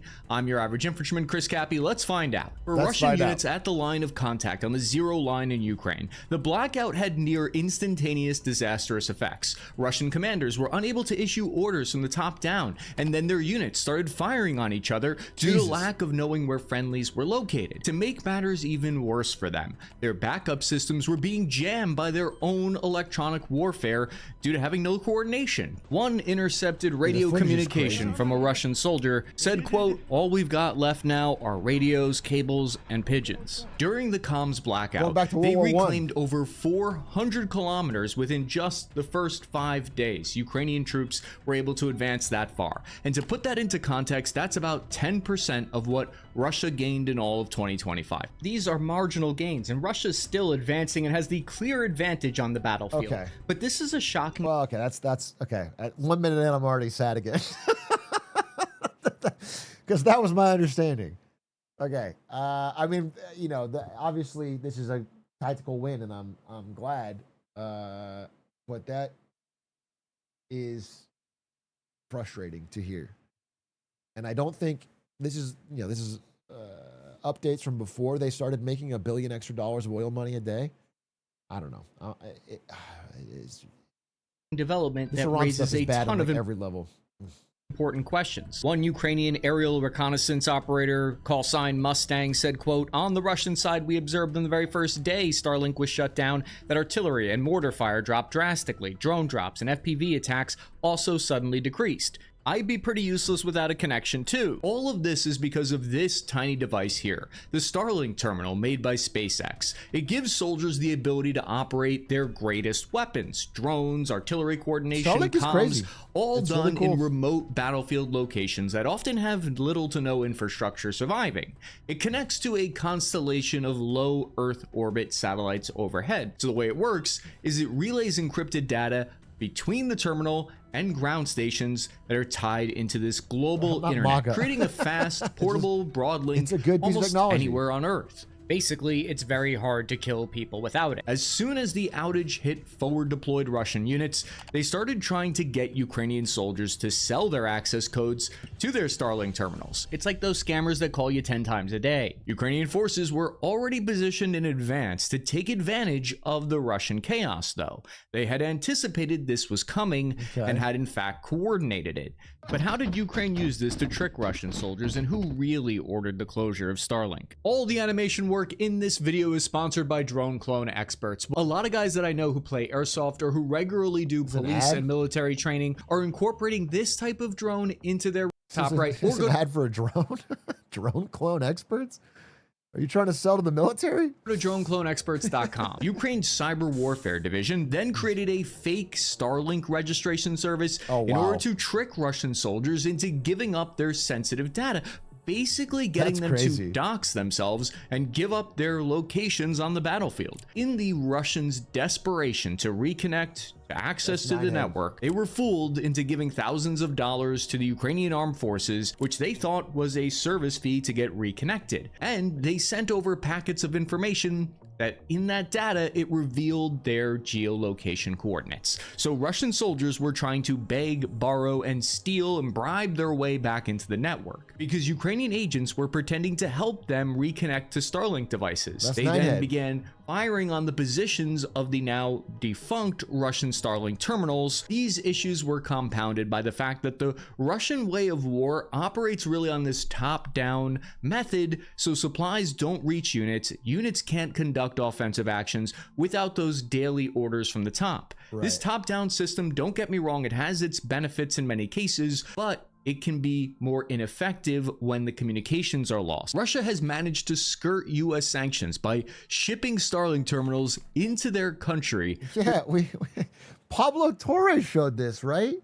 It was like some NBA team owner, and their company was just taking calls from people. Like they did a fake yeah, it was the Grizzlies. He like co-owned a company that sold these terminals, and they did a test, like a honeypot test, where they had someone call with a Russian accent and say, "Hey, I need to buy a bunch of these, but I can't ship them directly to Russia. Can you help me get them over the border or whatever?" And they were like, "Oh yeah, we can do that, no problem." And they recorded it all. And it was like, damn. I didn't know the fucking Grizzlies were behind this.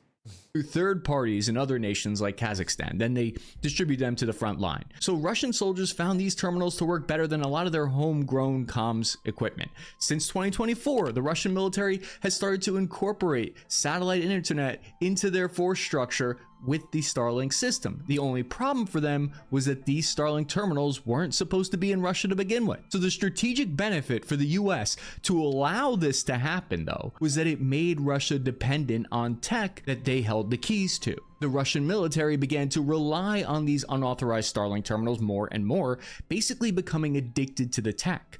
But this proved to be a blunder. Relying on a civilian communication service from a foreign nation for critical military operations at all levels is a vulnerability that it doesn't take a friggin' 4-star general to figure out. An average infantryman could see that. So what is the official story for how the decision was made to cut the service access?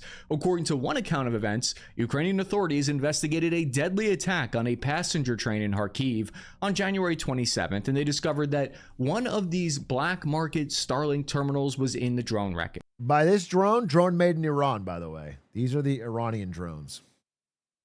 Then there was an attempted assassination drone strike against Ukrainian President Zelensky. And as the official story goes, that was the final straw. And Ukraine's defense minister, Fedorov, then presented Elon Musk with this documented evidence of Russian forces using Starlink to operate these long-range drones. And then Elon Musk then ordered SpaceX to shut down any unauthorized Starlink terminals that wasn't properly registered on what's called a whitelist. So only Ukraine could access these terminals now, and ones that were in Russian hands without access codes were blacklisted and basically bricked. They were as good as frickin' paperweights. So within a matter of a couple of hours, Russian battlefield communications collapsed, and since they had no backup plan, no plan B, the results were catastrophic.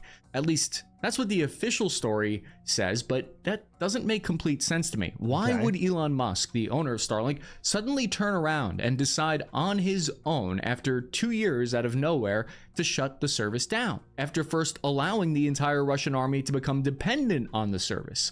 Why would he then suddenly turn around? Was it because they had tried to kill just one too many people? For 2 whole years, similar attacks had been made by Russia with no changes. Elon Musk has a limit of innocent deaths that will happen under his watch of this technology.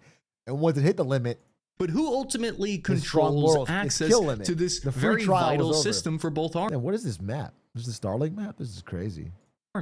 Is it one man or is it a government? It's easy to forget that just a year ago in 2025, there were reports that the US government was threatening to turn off Starlink for Ukrainian armed forces if they didn't sign a minerals deal. The point of this is that when the US government was in these behind doors negotiations, they threatened to... The amount of like bullying and fucking that we do to our side of this conflict is crazy. It's upside down, dude.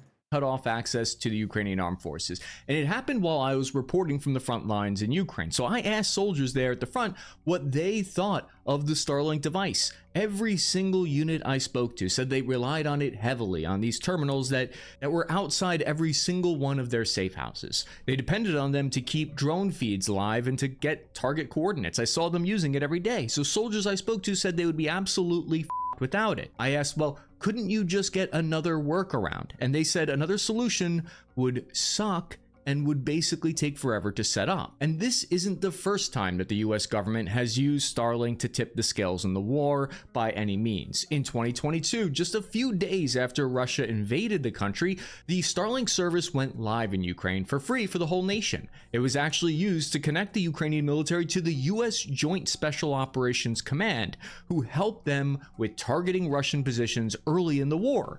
It was used to see live video feeds to adjust artillery fire coordinates, and without it, the country may have fallen very quickly to Moscow. However, here's where it gets kind of strange, I think. During the first Ukrainian counter... I don't think this is paid by Starlink. I think Starlink has been legitimately very useful in the conflict in Ukraine. I mean, it was, they're using it in Iran too. The regular city, like it's used all over. It's just it's a good product, honestly. Satellite internet, it's good. Offensive in September 2022, as Ukraine soldiers took back and recovered. There's so many things I dog on Elon Musk for, but I'm not gonna dog on him for being the CEO of a company that made a good product like this, or the fucking rocket catch. You know, those are cool things. I think they're the product of very talented engineers that worked at those companies. Sections of territory, the Russian army was in full retreat. They left behind hundreds of vehicles. If you remember, thousands were killed. It was starting to look like the front line may collapse and might turn into a strategic defeat for Russia for a moment. And of course, the Cybertruck. You know, the big three. The rocket catch, Starlink, and the Cybertruck. There's 3 products I'll never talk shit on because they're just perfect. they're flawless, and they've done incredible jobs. Yep. And Twitter. Suddenly, when Ukraine was pushing forward the hardest, somehow X.com, Starlink stopped working. It was a catastrophic loss of communications for them. But it only stopped working when soldiers got close to or beyond the Russian front line, almost like they were being contained in their advance.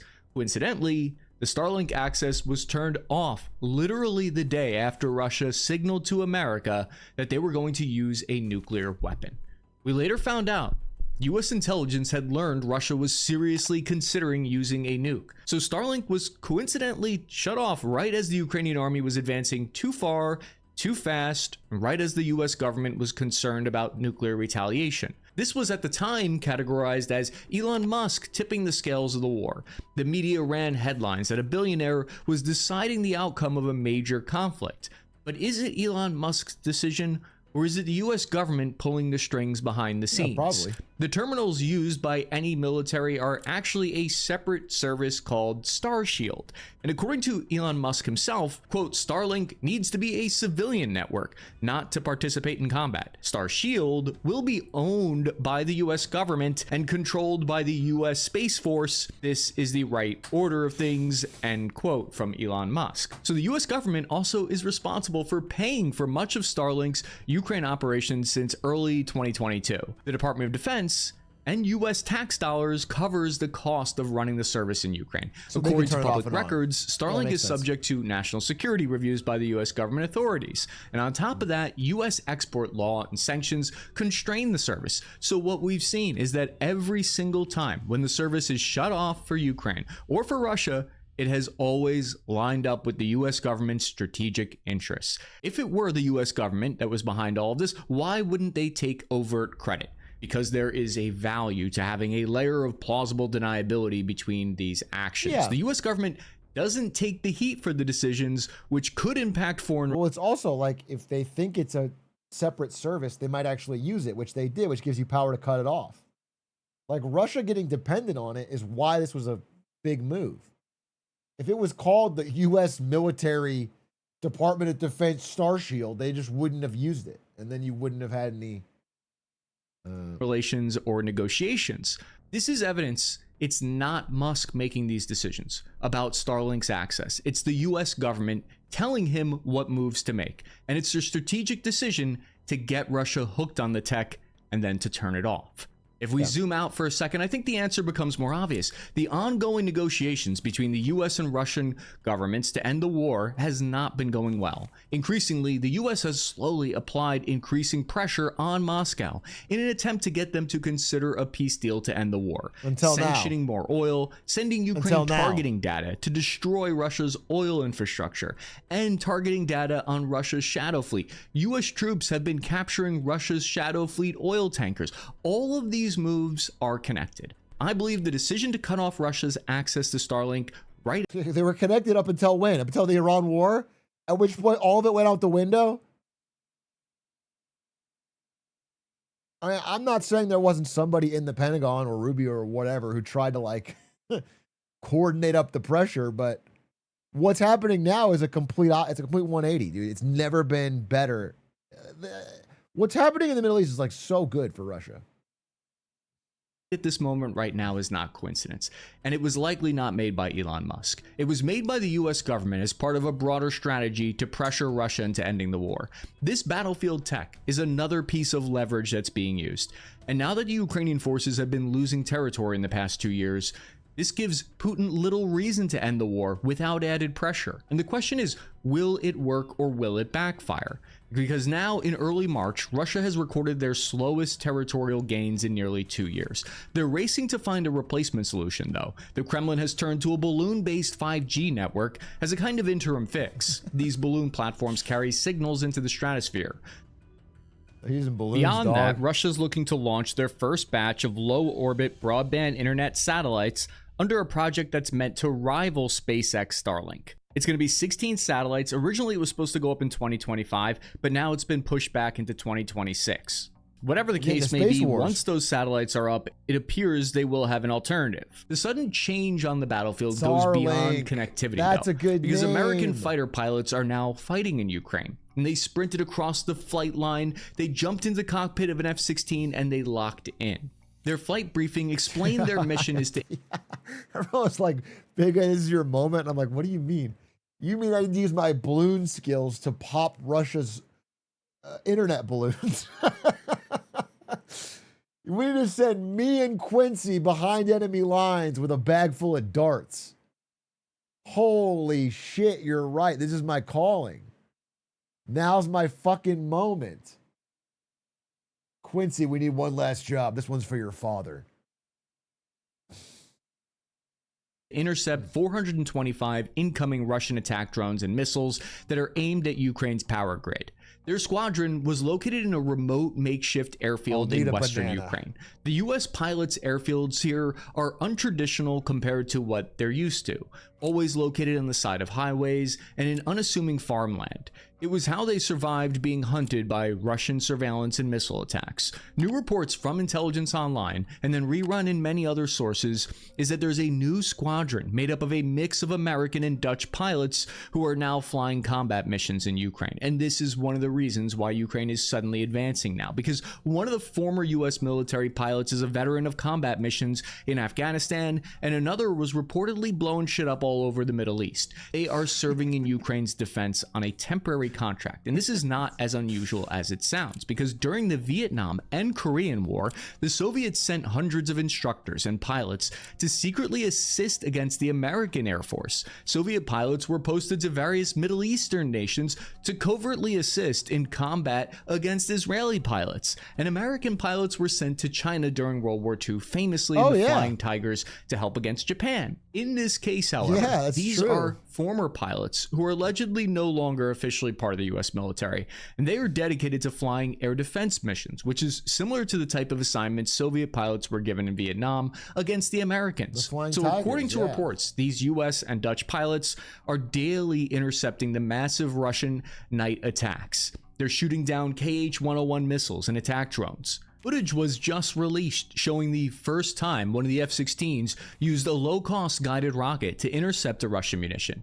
It shouldn't come as a shock to us, but for some reason the use of pilots seems like an escalation. We know that American and European veterans already serve as volunteers in Ukraine's ground forces for years. In fact, U.S. Senator Lindsey Graham once suggested that Ukraine hire former U.S. fighter pilots to fly their newly delivered F-16s. But since they are such a highly trained and sensitive asset, and since their services as pilots are often under strict export arms controls, it comes as a shock to us. When U.S. former fighter pilots train Chinese pilots, for instance, they get arrested. That's how sensitive this information is. I haven't seen former special forces guys who train Chinese soldiers ever get arrested for it. The former NATO... That's a bummer, because I was going to tell my dad if he needs money in retirement, he should go to China and train people in how to fly U.S. jets. That was my backup plan for him. But now, I don't know what he's going to do.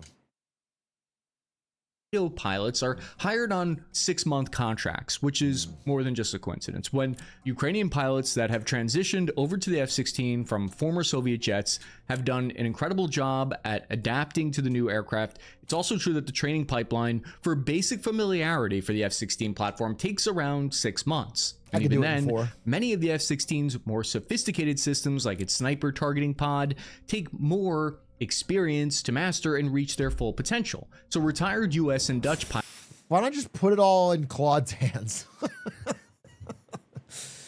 Why not just toss it all over to Claude or ChatGPT? You know what I'm saying? And just let it fly it around. Many people have been saying this. Get this guy in office. Fuck it. Put it in Grok, dude.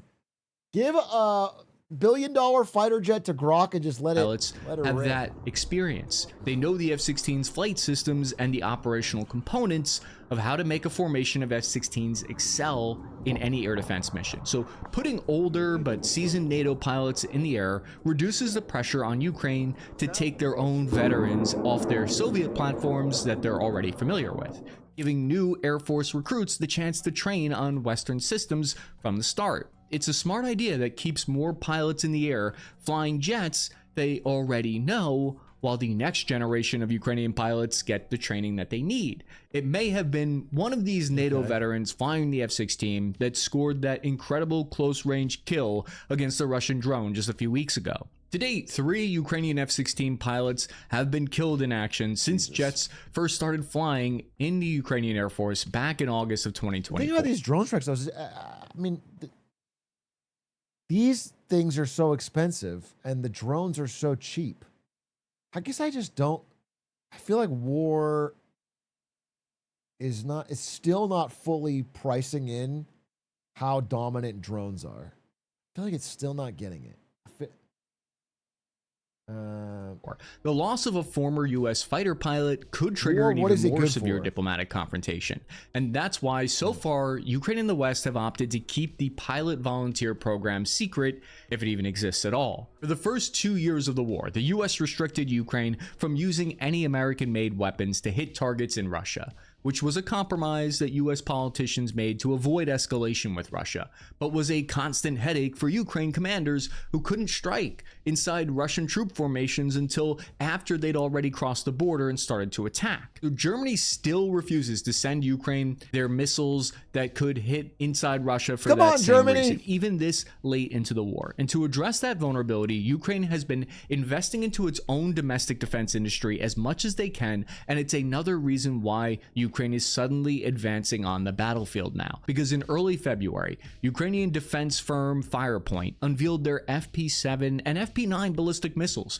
These are inspired by the American ATACMS, and Firepoint is designed FP series of missiles to do the same type of long-range strike missions, but at a lower cost and without foreign targeting restrictions.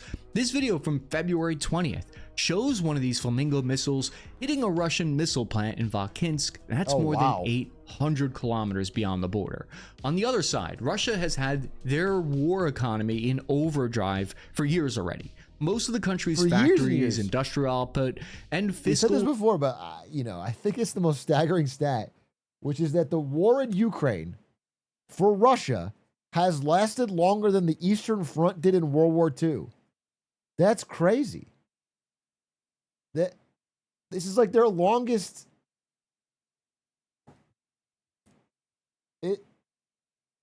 It's a real, and for no real progress. I mean, it's a forever war for them, similarly to like a fucking Afghanistan or Iraq. It's kind of like a Vietnam, yeah. Policy is focused solely on the war effort now. Just under 40% of Russia's entire federal budget goes directly to military and state security services. So on top of that, 9% of the remaining budget goes to interest payments for government loans that finance the war. So half of That's all money in the government? Entire government financial resources tied in the war. That immense amount of government spending on the military has grown the defense industry and kept Russia's relentless offensive pace, but at the cost of non-defense related business and economic growth. Economists are now warning that the sugar rush of defense spending could have the opposite effect on Russia's post-war economy. Instead of boosting the wider economy through foreign sales, Russia has overinvested in the defense sector so much that the instant the war ends, it could trigger a recession as the demand for weapons shrinks. All of that is, of course, unless Russia wins the war, which is one of the reasons why Putin is pushing so hard to annex all of Ukraine, and not just the territory already controlled by the Russian military. It's a gamble that his nation can outlast Western tolerance for the war, and that the spoils of Ukraine will offset the economic slump that follows the war when it finally ends. Spoils of Ukraine. And that makes it even harder to judge who's winning the war at this point. While Ukraine loses territory, it forces Russia to dig itself in deeper into an economic hole that could take years to recover from. And even as Russia suffers tremendous casualties, it continues to rack up strategic victories and project strength, both at home and to the rest of the world. But these are some of the reasons why Ukraine is advancing on the battlefield after losing territory for the past 2 years. Let me know what you guys think in the comments section down below. If you like this video... Yeah. I mean, not really as positive as the title might lead you to believe. What I will say is, the thing we could control on the American side is to be as supportive as possible, and we haven't been, and not even close. That's what I am frustrated with.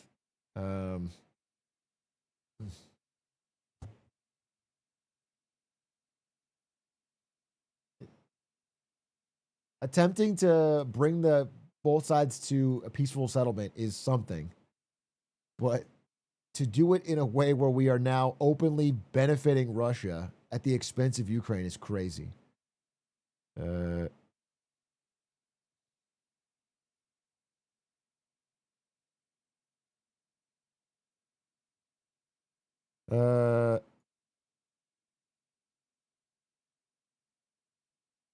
How about a Slay the Spire run? Ja Field, I got to bounce back. That's kind of sad actually. I genuinely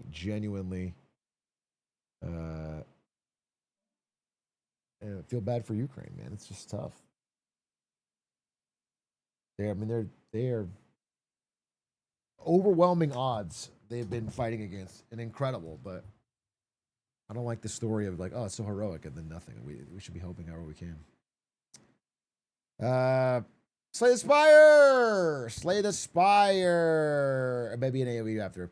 Guys, Slay the Spire every day for the past few days. We have tried to do an Ascension 5 Iron Chad run. And every day I have lost right at the end. Literally, I was 1 HP away last time. So this time I have to fucking get it. And I'm not listening to chat. I'm not letting chat gaslight me. One guy said, oh, you have lethal. And then I went for it. And then I didn't have lethal. And then I lost like 30 HP. So here we are. New combat. Ascension 5. I will take my first 3 cards are upgraded. I love this one. It is so fun. It is such a hoot. No elites nearby. Okay.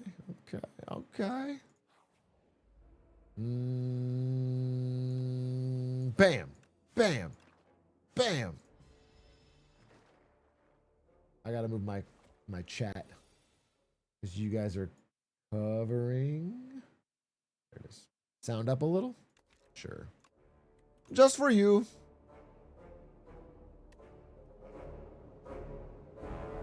There we go.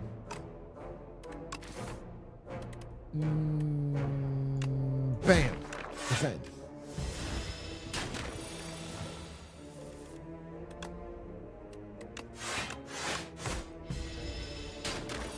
Face reveal when? Oh, it's coming. Isn't it too loud? Oh my goodness. Oh my goodness. Okay, how about now? How about now? All right. Oh, I love Inferno. I love Inferno. I take Inferno. Disco Inferno, baby. We will have to go here and get 1 question mark. We carry in flame. All right, this is fine. Then we bash. Inferno is so sick. Do you unlock more cards for this character? You do unlock more cards, but I haven't even used 1 iota of them. I'm thinking Shrug It Off upgraded. Love that card. Have you seen the creator William Spaniel lines on maps? Yeah, I have. Was it not? All right, so Inferno, Strike, Shrug. Pommel Strike gets you 2 cards. I read the card. I know what it does. I get it. Boom. Okay, our 3rd upgraded card, Dominate. Dominating, maybe? 1 strength for each vulnerable on the enemy. Doesn't really combo with anything. I guess I could also headbutt. I'm really thinking I'm gonna. I guess I'll do Dominate and we'll just try to make it work. Transform or upgrade? All my good shit's upgraded, so we transform. Give me something gold! Gold, gold, gold, gold, gold! Ah, I love it. It's blue, but I still love it. Uppercut. Uppercut. We love that. All right, we go triple elite? I can't do that, but I'll try. Uppercut. Strike. I'll just take an absurd amount of damage, but it'll all pay off when I kill his ass. Can you draw something on the map? Hi. Chat. Smiley face. Hi. My goal. Okay, we're going to go this way. Now you know. Now you're caught up.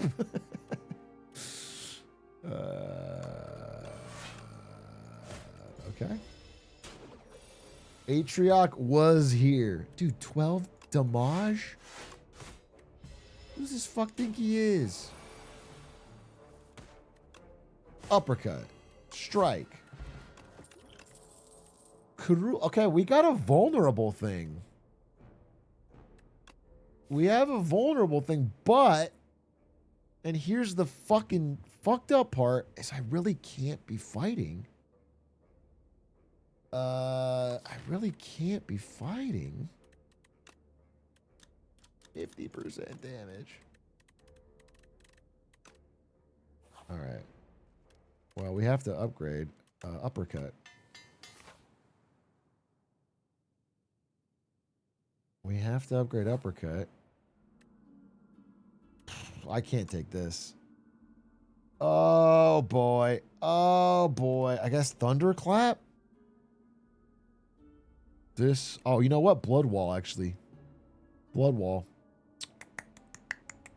No, it's definitely blood wall, and maybe a thunderclap. Or armaments. No. All right, we'll do these two. Okay. Not bad. Cruelty. Bash.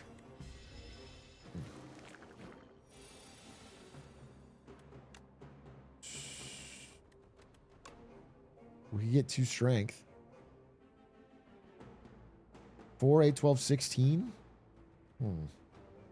Interesting. I actually think I just set up Inferno here. Yeah. And then we go ham bone. Gen Z soldier Fortnite dancing after he shoots you.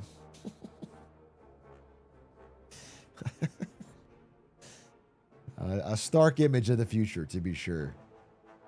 One we should all be afraid of.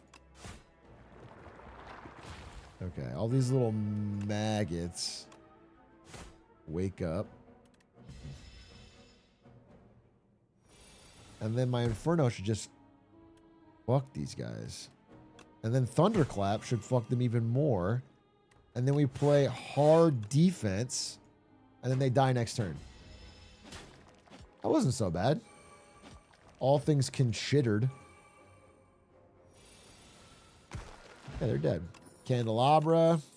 Stone armor. Shrug it off. I don't get why. This is not that good, right? Plating? I don't see it. Maybe it's fine. I think I'd rather have another shrug. Or upgrade this.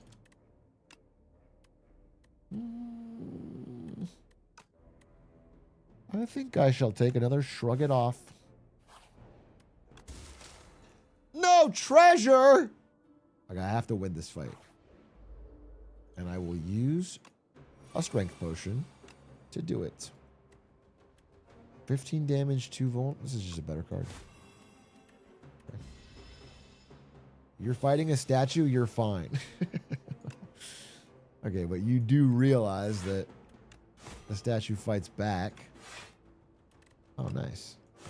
I'm so stupid. Oh, I'm so stupid. I did the wrong order. Cruelty.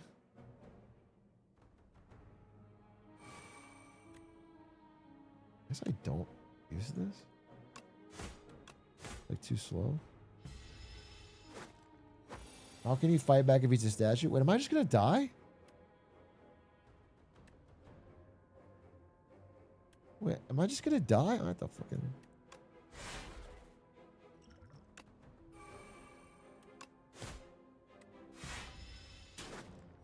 I'm done. I'm just dead, bro. I'm just dead. I'm so cooked. I'm so incredibly cooked.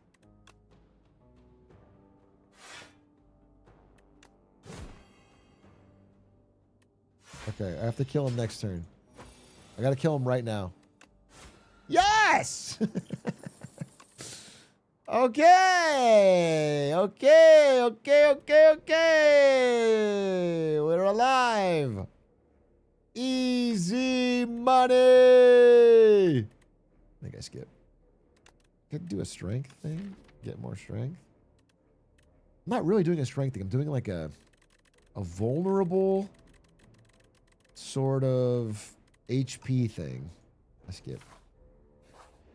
Big heals. Kind of a small heal, actually.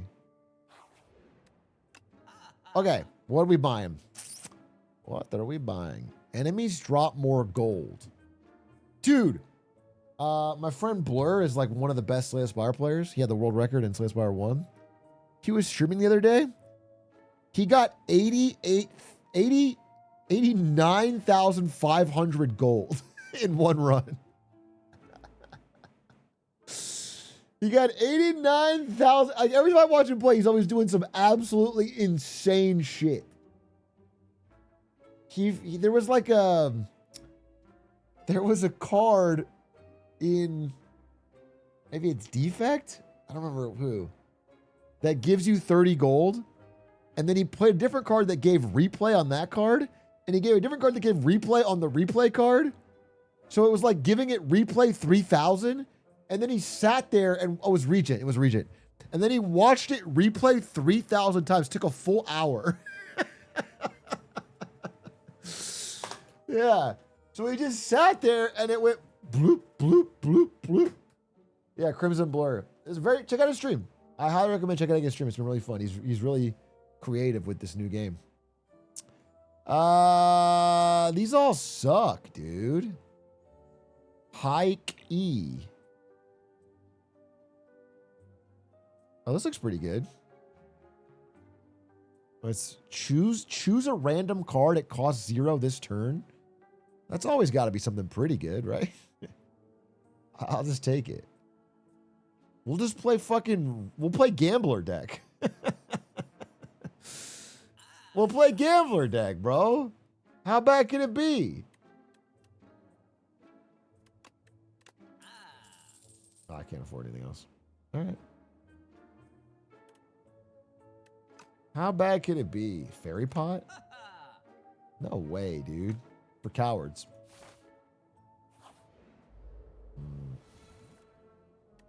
Okay. Let's see here. I guess I just do this and this. Start hitting like a truck. Oh no, what are you? Okay. Whirlwind?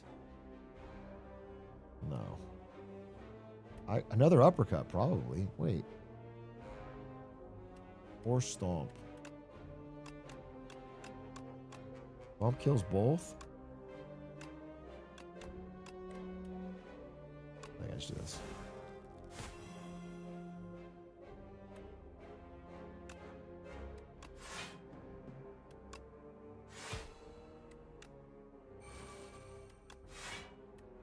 It's fine.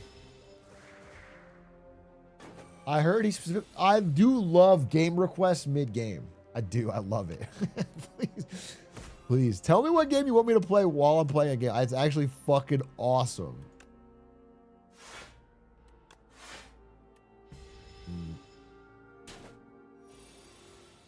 Okay, I have to get the kill. Nice. All this is crap, and so I skip it. Do we go for it? 41 HP? Do we gamble?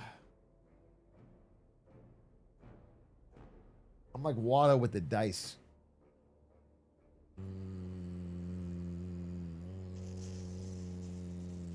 Gamba, gamba, gamba!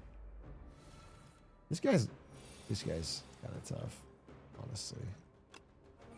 Give me the thorns. Uppercut.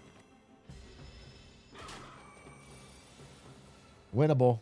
Winnable, folks.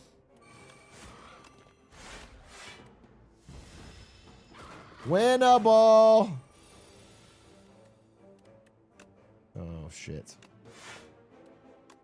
Give me something good.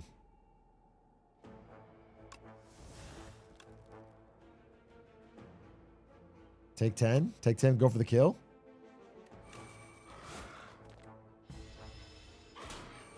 Take 10, but then we kill right now. 23 damage. Took a lot of damage here. 6 of 18.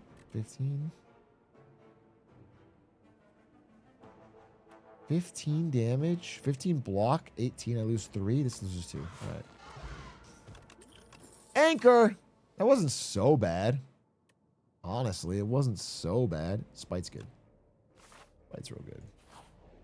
I think we rest up and we beat the boss. The LeBron card. The Spike Cranberry? God damn. Okay. I take this. I take this, I guess. This guy's fucking tough. This is the hardest boss by far. I think literally it is. Based on the strength of him at the time you fight him, he's crazy. This 6 slippery, and then he does tons of damage and has a good health pool. Like what is his fucking deal? Give me a break. 1 strength. Okay, fine. Might as well. Might as well. 27 damage coming my fucking way. I could have 21. Take 6. I could play this, but it doesn't seem useful yet.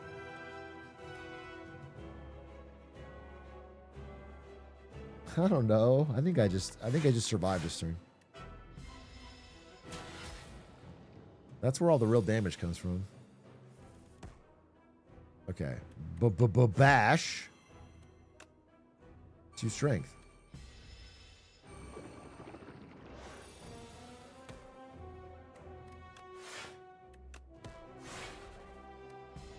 Okay. Discovery gives you blood wall, maybe? I mean, I have a blood wall. Spite. Shrug. Uppercut. Nice. Nice, dude. Now he hits like a truck. 21 damage. We discovery this, though, and we get... These are trash. These are trash. Guess I fucking shrug.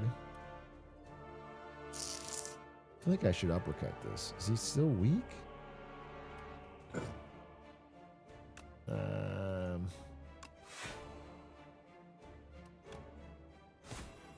Keep him dumb, keep him poor, dude.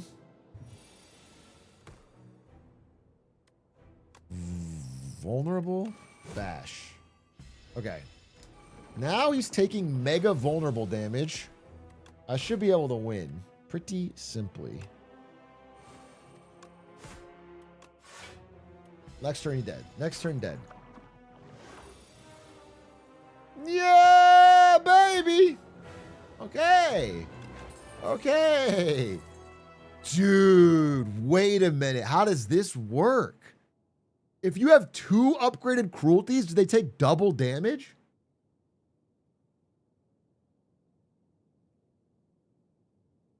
Double cruelty?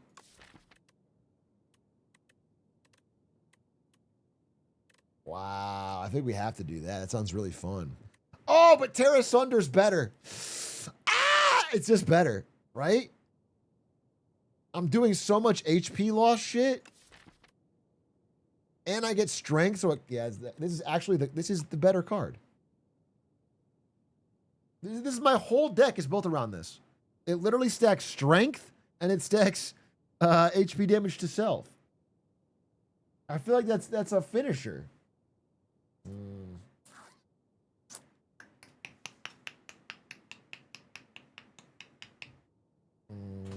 Cruelty's more swag though. And here's the problem is like with cruelty, so I have to. With cruelty, I have to play both cruelties, get them vulnerable, and then start hitting. I don't know. It feels kind of lackadaisical, but 7 damage hits initial time. I don't know. This kind of sucks until like this sucks on everything but bosses though, because you don't have enough time, enough turns. All right, fuck it. We'll just go crazy. Go crazy. It's fun to hit a double. Whoa. Can you imagine if I'd taken the other power? Exhaust a card every turn and gain 1 strength for free? This is kind of crazy. You just stack your deck. You just take all the cards. It's dangerous, but like you could turn it into an asset.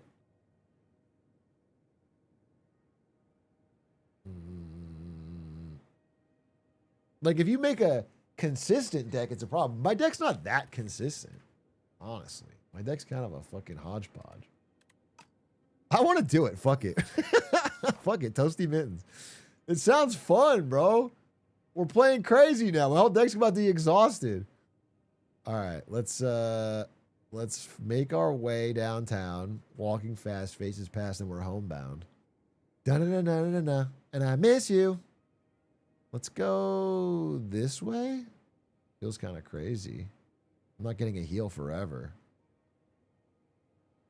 Or we go like this way, and we hit this, hit this. All right, whatever. Dude, that is crazy. But I have 1 strength off the rip. Not a wild to already have a strength.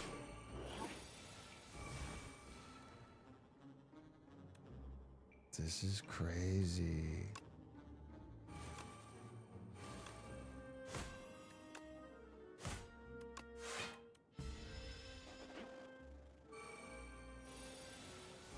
Oh my god, everything's getting everything's getting fucked up.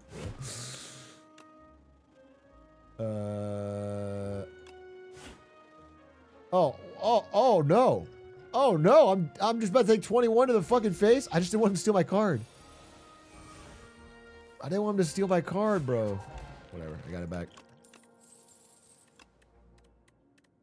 I probably need to take this just because I need to get more vulnerable. Oh, wait!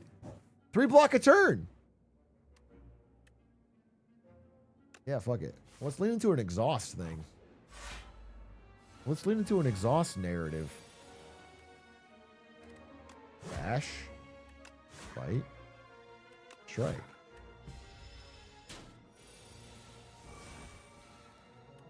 Shrug it off. Thunderclap. Strike. Defend. Defend.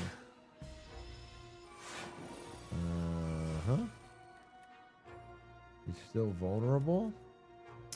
This is fucked. Oh, brother. Dude, I'm getting cooked, actually. Oh, God in heaven. Wait, I'm getting cooked. Can I do 32? Yeah. All right, I got you. I got you. Holy shit, big guy. It's the first time I've ever been awake for a stream. Crazy to say that because it's like such a late and relatively normal stream time. Strength and 1 dexterity. No, I'll take plating. Double the enemy's vulnerable exhaust. I'll take this. I'll take this. I don't know what I'm doing with this deck, honestly.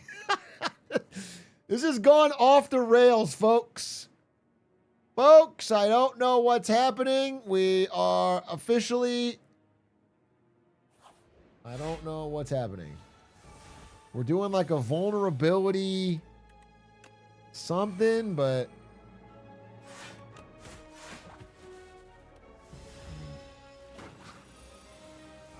I feel like it's all going to work out. Like, I'm not worried. Aw, lame. Bro's fighting a monster from Monsters, Inc. No, I'm not doing that. Just being honest.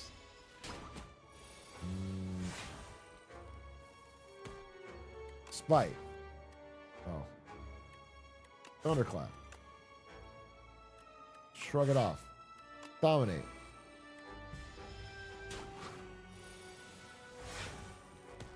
Okay. Uppercut. Molten Fist. Will you go to gaming lounges in China? If I see a gaming lounge, you best believe this white boy's pulling up. You best believe. I'm going to show him how to play North American fucking gold tier Fizz. And they're going to be blown away. It is going to be a problem for them. Dude, I think I'm... Wait. This. We take this. We're doing exhaust shit, bro. We turn this into an exhaust deck. Cruelty? Yeah.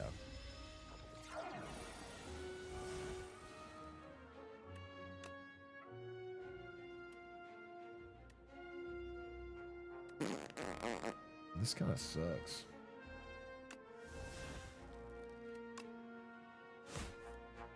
Jesus Christ.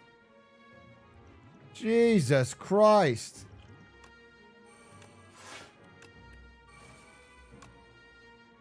Eight, 16.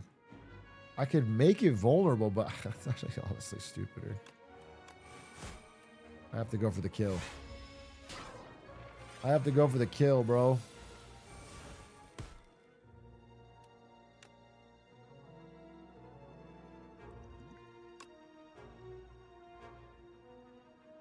Can I kill him this turn?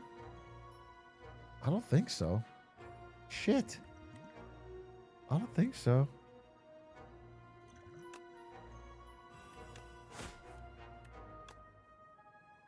$26. Wait, maybe I can kill him. 22? 26? 22, 26? I think I just kill this guy right here. Wait, let me do the math. 22, 26, 48. It's not enough. It's not enough. It's not enough. It's not enough. So I have to kill this guy. And then I guess I have to blood wall.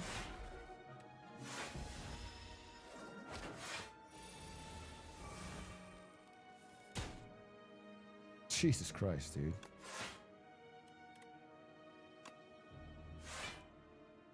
Oh, God. Okay. Okay, my deck's falling apart. That's a kill, though. 26? And then 1. Okay, thank God. Okay.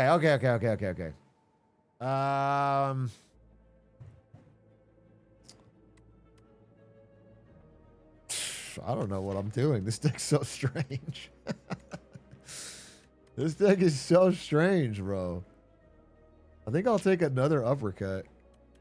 Just because of the vulnerability. But I'm like about to die to regular enemies. I can't even fight.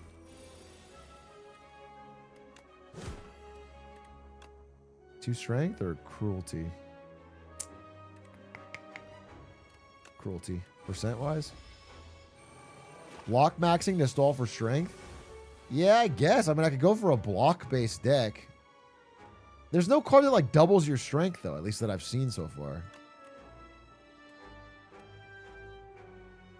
Deal 7 damage when you gain block this turn. Deal 5 damage twice. Gain more strength. I guess Stampede. And then I can block and defend.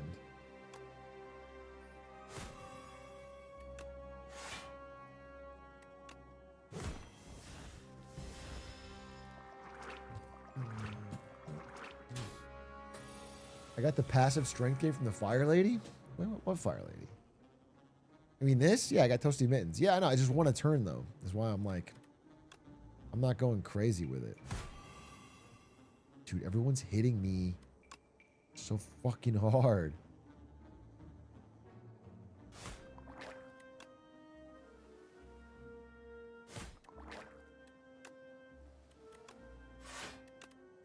I don't know.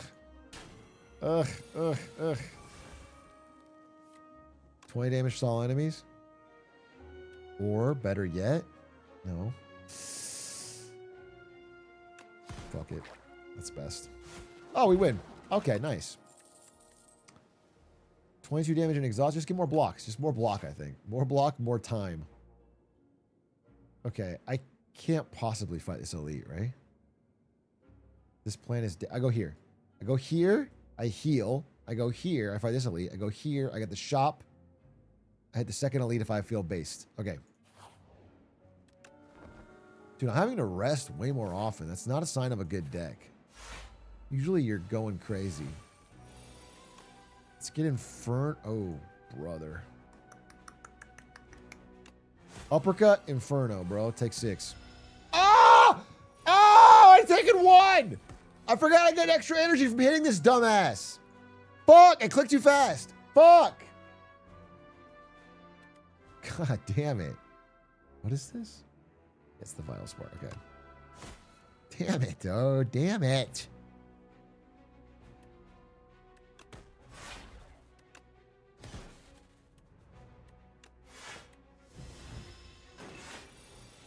Bro, just click shit and believe in the heart of your cards.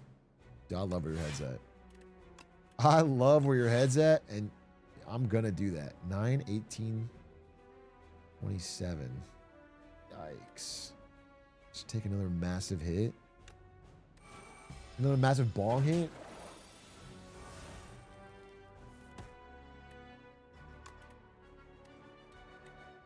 Another cruelty for the fans.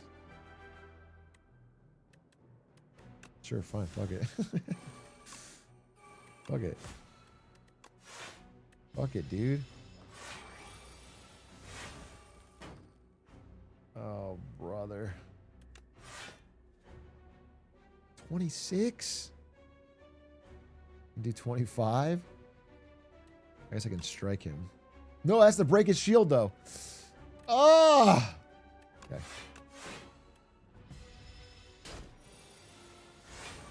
Yes! If only exhausted. Finally, once for my fucking lucky life. Okay, uppercut first. No, wait. Thunderclap first. Spite. Uppercut. Oh, it comes back when it gets played? I thought it was every turn once it got exhausted. Oh, that's like not that good. Wait, this card kind of sucks. I thought you exhaust it one time and you get free play forever. But it's just, you have to like catch it. I need like an exhaust card.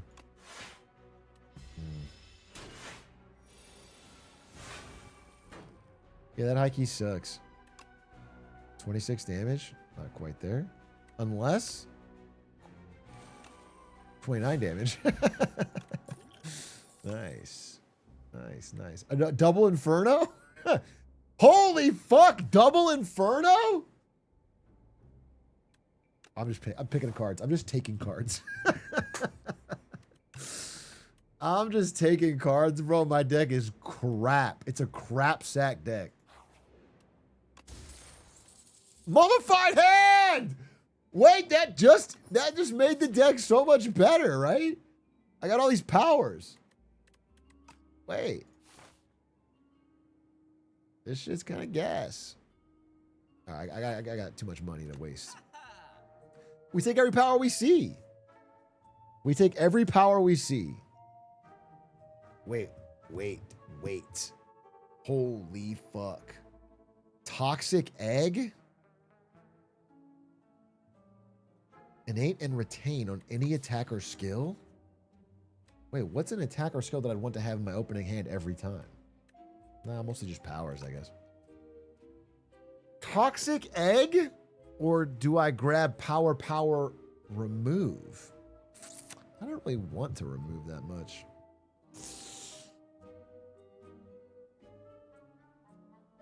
Fairy pot as safety? Guys, stop telling me to get this fairy pot.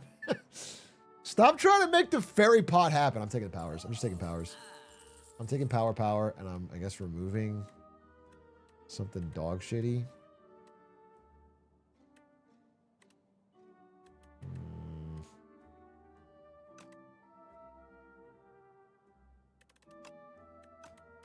Yeah, whatever. Furious strike.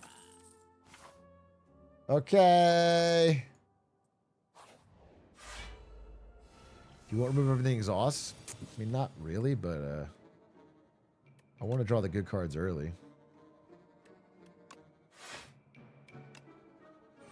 8/16. Oh, everything can be played. It becomes free. You need to remember that. Just fucking start hitting. Okay. Hold up. Wait a minute.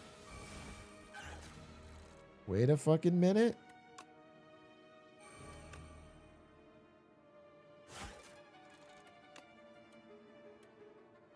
Oh. Okay. I have to draw. Well, this is actually really good. I can use it. Wait. I should have played it twice. Oh my god, I forgot this is free. Did I see it was free until after I played it? I wanted to exhaust this.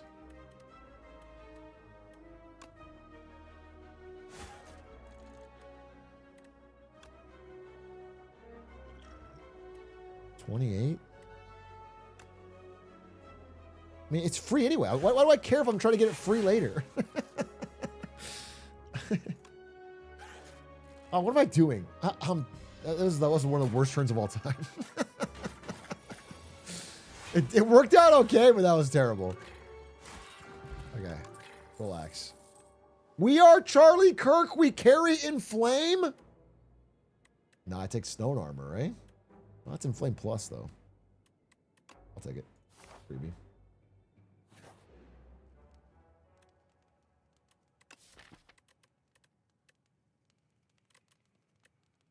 I feel like smithing anything is almost a waste of time. What is that upgrade? Becomes cheaper.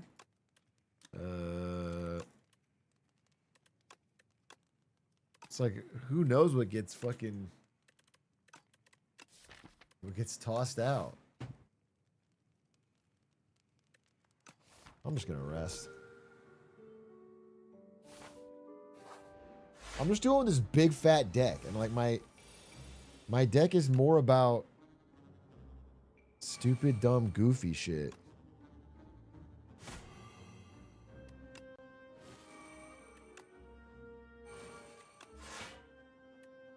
$18, $6, $14.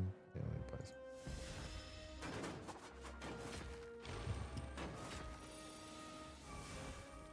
Mm-hmm. Mm-hmm.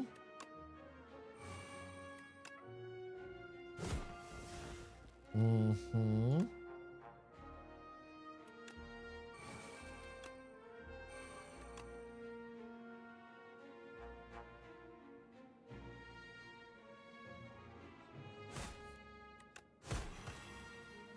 Mm, 18 damage, huh? Don't love that. Don't love that.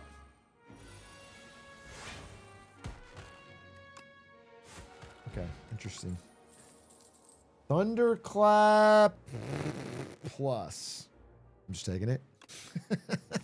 I'm just taking every card. Do we fight the elite? Fuck yeah, we do. Drink the potion. We're just going for it, dude. We're just fucking, we're making a book deck. Gamba, gamba, gamba.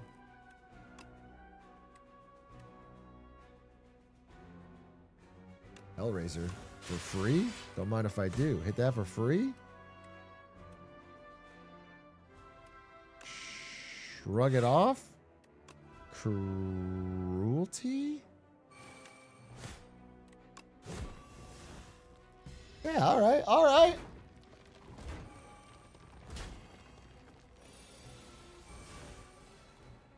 I thought I had Inferno. Fuck me, I thought I had Inferno. Oh, God, I thought I had Inferno.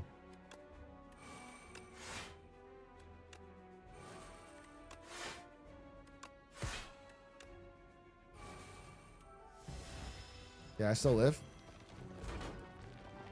I'm fine. I'm fine. Yeah, okay. What? We prowess? Get a freebie? We do this? Get a freebie? We blood wall? Yeah, we're fine, bro. We're not cooked. We're not cooked. We're not cooked. They're dead. Get the pair. Extra. Oh, easy money. Body slam. No, I don't need it. I don't need this crap. I don't need any of this crap. None of this is good. I skip it. I go here. I have 50 HP. There's no goddamn way I'm healing. There's no way I'm healing. Strike me down if you must, but I am not healing. I will upgrade my Infernos because they are the core of my deck. And now I fight. Wow, that was a good start. Oh, no, look at that. Upgraded Inferno right here, baby. Boom.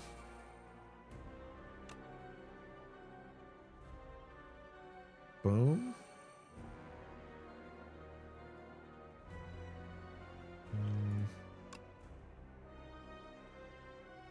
This is sick. Eternal armor, 7 plating off the rip. And it's a power, so it makes some shit free. Shouldn't I play this first? And then get free uppercut? Yep, you're right, I should.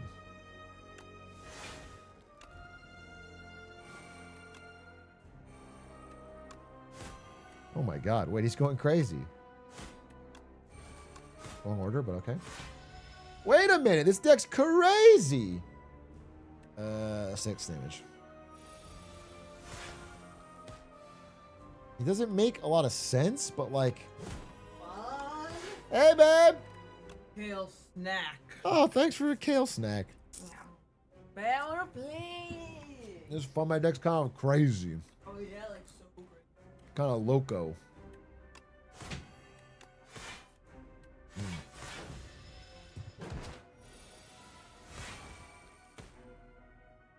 Okay. 8, 16, 24.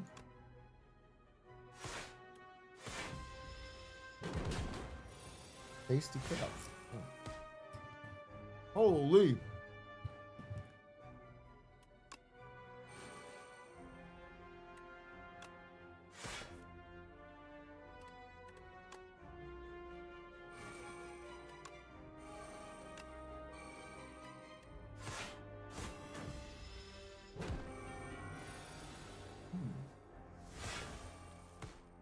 Yeah, but she puts a lot of like lemon juice and salt on it, so it tastes kind of good. Just the flavor. I think this guy's cooked.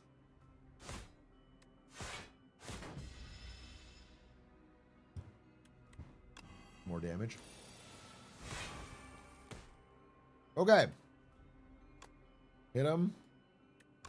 Like this. 31 damage. Am I just gonna... I'm not gonna die. I'm not gonna die. Oh, let's go! Wait, this deck is like a big pile of shit and it's coming together. Whoa! 17 damage to all enemies if you have 3 cards in your exhaust pile, which I always do after turn 3. Yeah, I'll take it.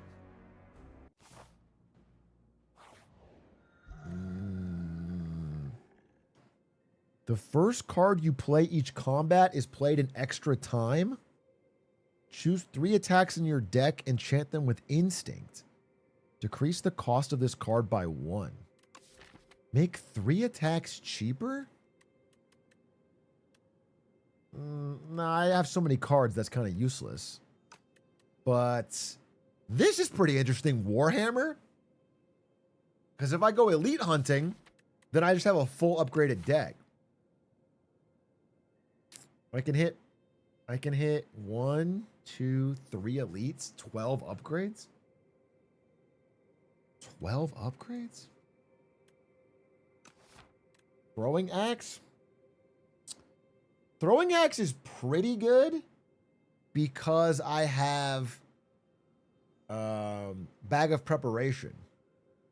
So I almost certainly am playing like a really good power turn 1 and it doubles up.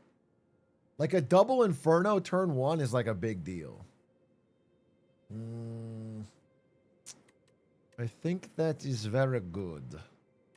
A double upgraded Inferno turn 1 every time. Come on, how can you pass that up? How can you pass that shit up, baby? And we go right over here this way.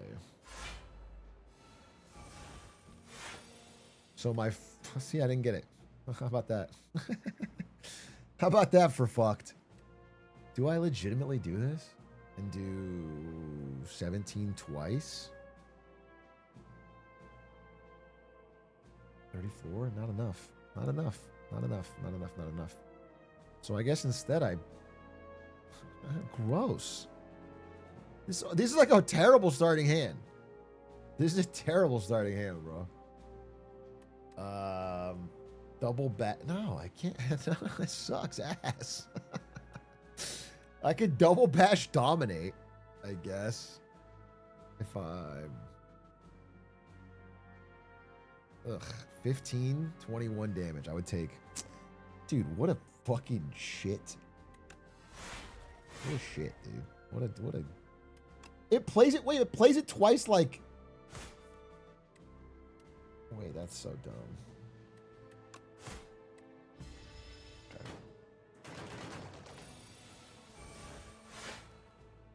We are Charlie Kirk. We carry in flame.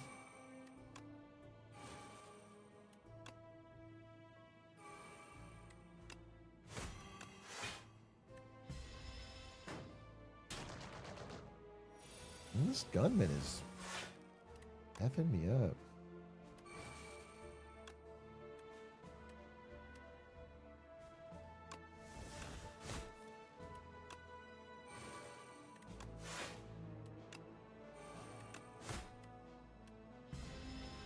Okay. 4x5. He's coming at me with 20.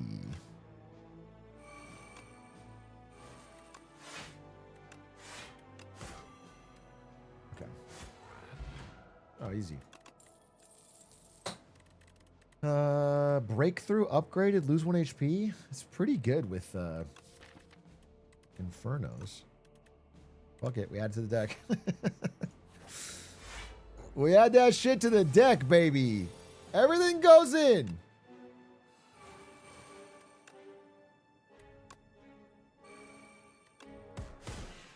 Oh, fucking pog.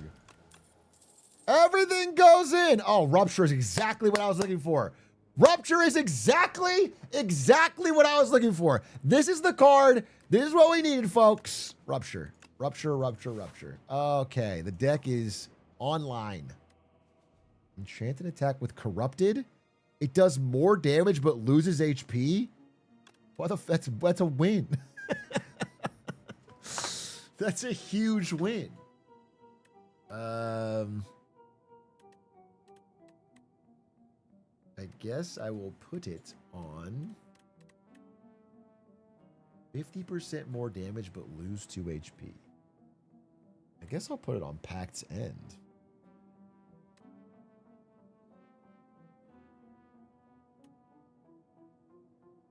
Yeah, fuck it.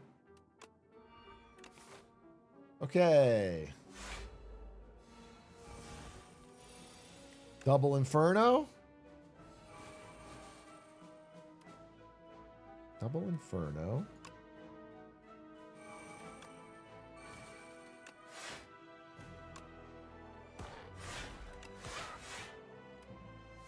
Oh, pretty sick.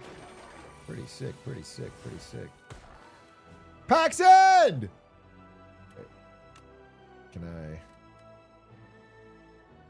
can't make him vulnerable in any way?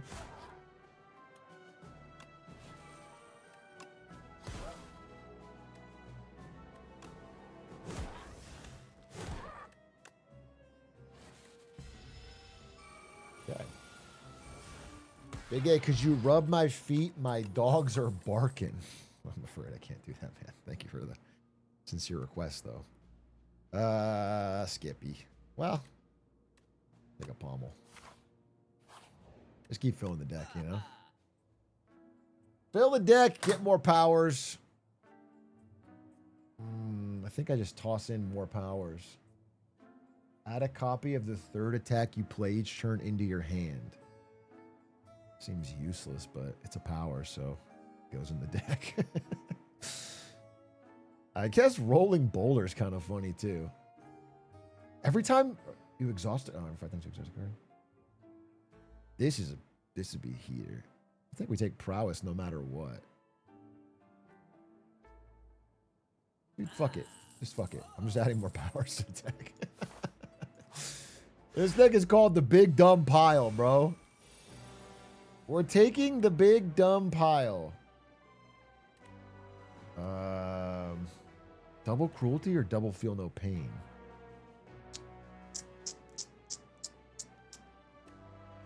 Six block free a turn.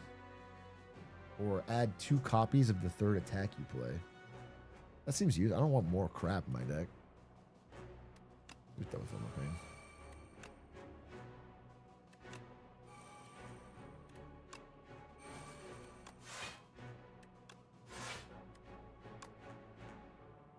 Kill this guy first. He's so fucking shitty. I hate this guy. Hate this guy. Hate this guy. Hate this guy.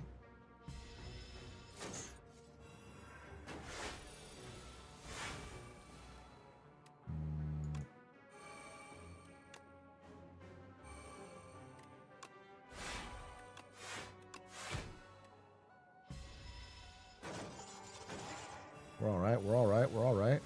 My upgrades are no more.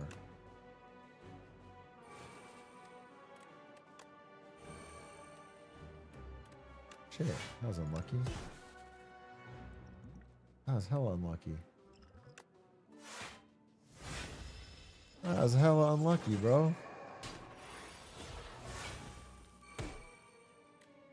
Cruelty. Uppercut. Thunderclap. Molten Fist. I think we're alright. Paxton! Wait. Wait. Hit this. This is still just 3 strength. This is 1 strength. Let's just do this. A fairy in the bottle! Oh, that's awesome. When you apply vulnerable, draw 2 cards. Yeah, I'll take that. Yeah, I'll take that shit. Another power? Add it to the deck, bro. When you shuffle your draw pile, draw a card. Perfect. Perfect. Draw 2 fewer cards at the start of combat and get max HP up 20. It just gets rid of this for 20 HP. I kind of really want 2 more cards at the start of combat because I'm trying to get my first card to be the best card.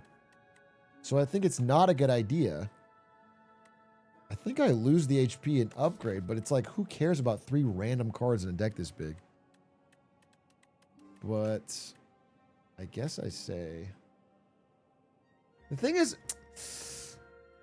it's like, this is just bad. And so this is like, okay. Do you know what I'm saying? Like, the 20 HP is nice, and it makes it much harder for me to lose when I have Fairy in a bottle. I think I have to take this. It's like not as fun, but it's like smart. Because 110 HP is just, with a Fairy in the bottle, means I legitimately am very likely to win. I need to upgrade something though on here. Upgrade packs in, baby. Okay. Oh, gross. What do I want to do here? I guess I could... If I double this up, I get both of them. Yeah, okay. Yeah, that's pretty good. 8 strength, turn 1. Power. Impede. Bash. Uppercut. Defend. Still taking some big hits. Still taking some big hits. Rupture. Inferno. Shrug it off. Cruelty. Defend. Defend. Nice. Okay, now I win. Now I win.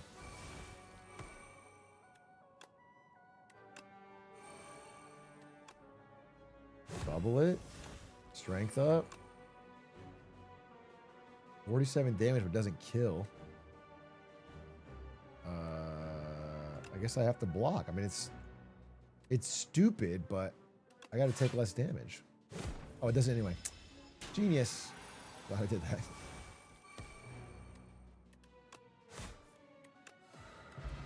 Okay. Pyre. We take it. We take it. We take it. We take Pyre. We take Pyre. Double Inferno. Uppercut. Cruelty. Defend.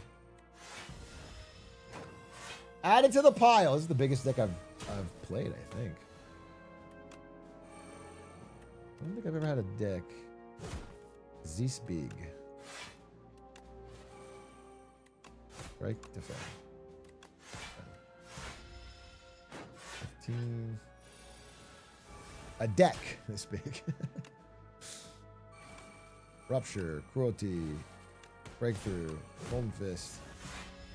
I literally just drag cards up at this point.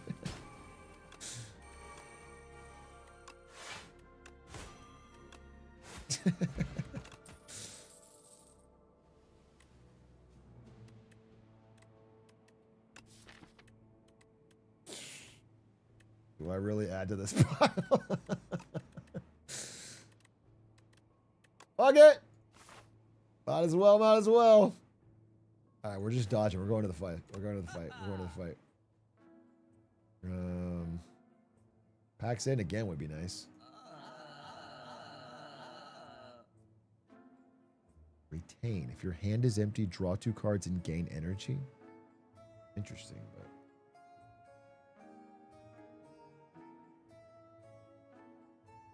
I'm just taking our power. Fuck it.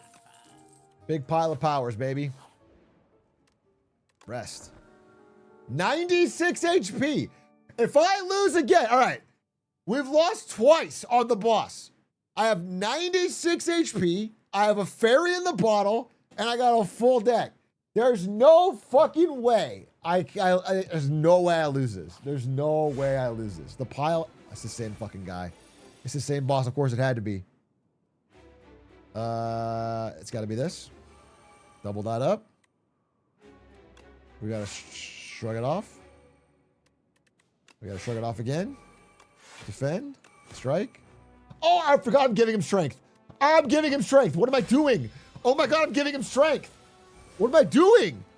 Wait. Okay, I gotta play this. I gotta play this. I gotta play this. I gotta play this. Gotta play this. We're gonna take fucking 20. Oh God. Okay, but now we're online. Now we are online.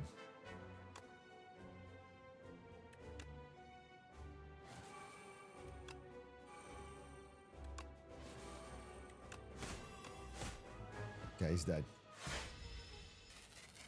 Okay, we are online, folks. We have energy. We have Inferno. How we win this?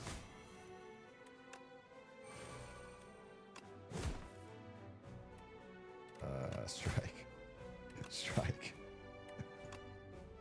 Okay. I'll come back to that. Okay. Okay. This is when he goes intangible, though. This is the fucked up part where he goes intangible.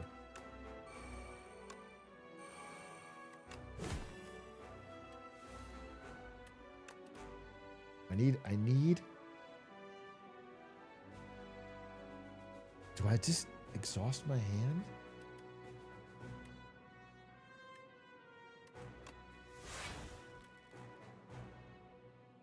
I get energy from each I'm gonna do this first.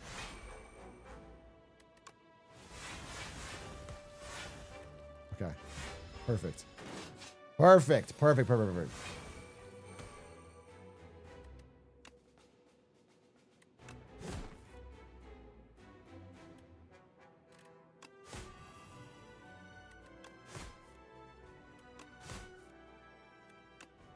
Let's fucking go! GG! GG! Okay! Finally! Fun fucking deck, dude. The pile. Enemy kill.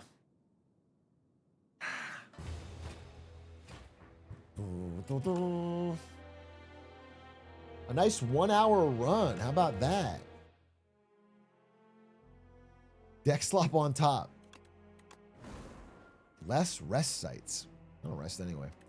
All right. Well, that's cool. We'll have to keep up the grind to try and get to Ascension 20 or whatever it is. Is it 10 for this game? Cool deck. Cool deck. Fun times. 10 for this one? Okay. Well, it's 11 o'clock. Is Hera live? I'll play one. I'll play Age of Empires if Hera's live. You want to play AoE?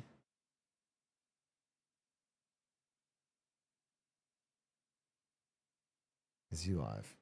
He's not live. He's not live, bro. Okay. That was good. 20-minute adventure in and out. Do one age game. Fuck it. I'll play one anyway. This is why I'm doing this.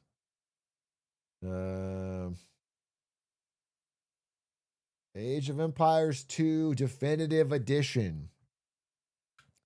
I bought this hand warmer because my hands get so fucking cold playing Age of Empires.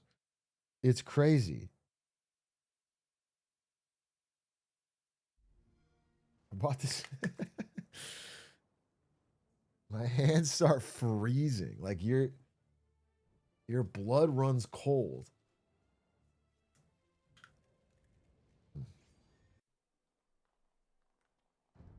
Okay.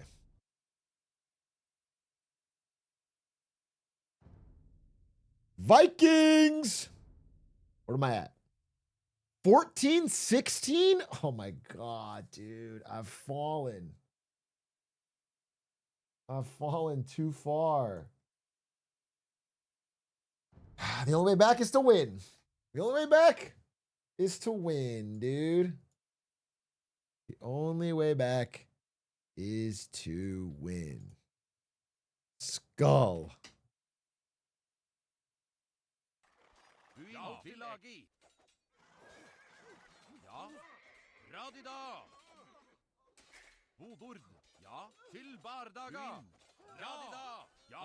Okay, that's pretty good. That's pretty fucking good. That's pretty fucking good.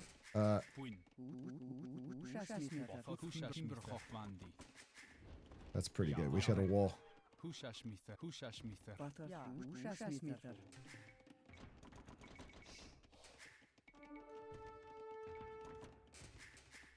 That's pretty fucking good. We that's big. That's a big start.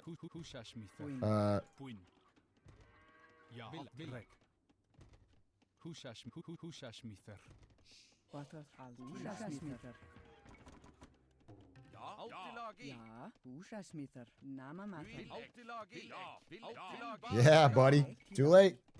Too late, dumbass. Too late, dumbass. I'm on your ass.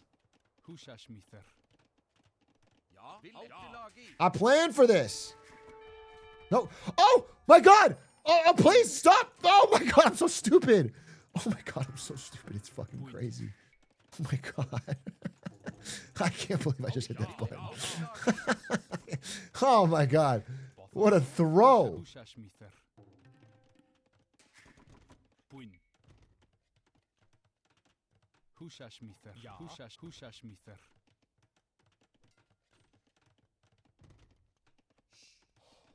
Bilek.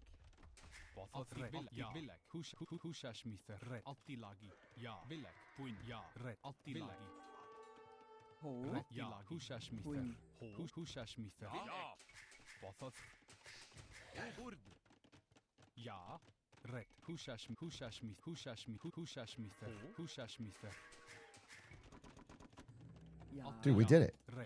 That's awesome. That is awesome. Fully walled, I think. I think I'm legitimately fully walled, and I didn't take any damage, and I killed villagers. Wait a minute. Am I fully walled for real? I am actually fully walled. Wait a minute. That's a really good start. Okay, what do I do next? What do I do next? I'm freaking out. I'll never get this far. I never get this far, bro. Usually something goes wrong.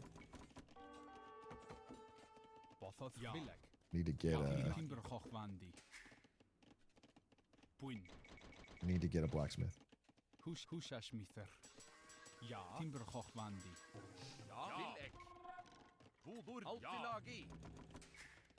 Need to get a blacksmith. Need to get some archers. And then I need to go harass and do some damage.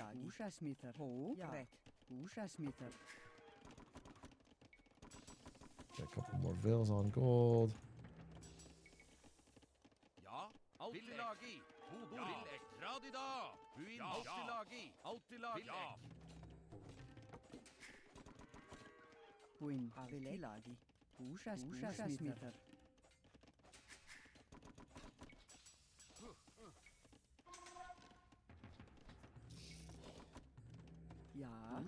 Guys, getting housed. Get this one. Ready? Come on, come on. Okay, we need to harass. We need to harass. We need to harass.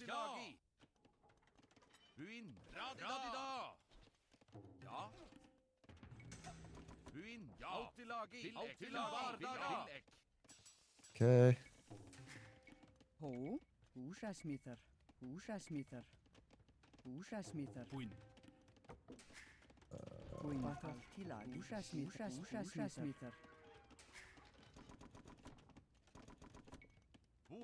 Go, go, go, go, go, go. Harass, harass, harass, harass, harass.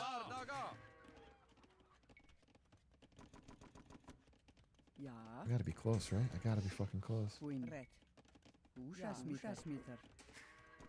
Gotta be close, dude. Come on. One more village after this.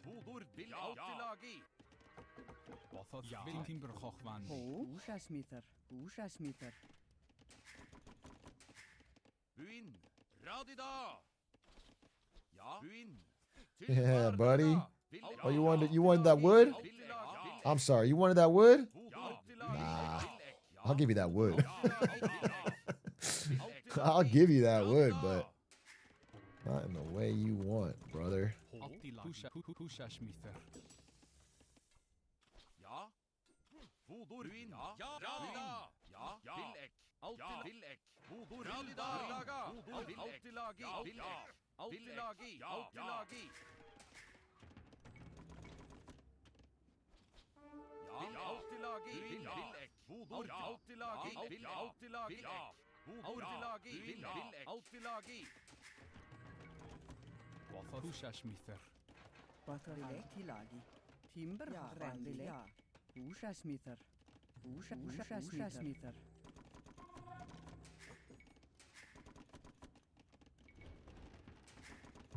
I don't have enough.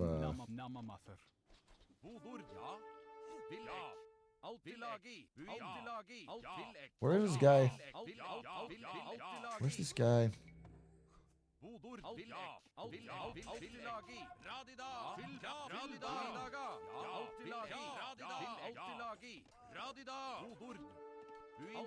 Oh, there's a hole. There's a hole in his base.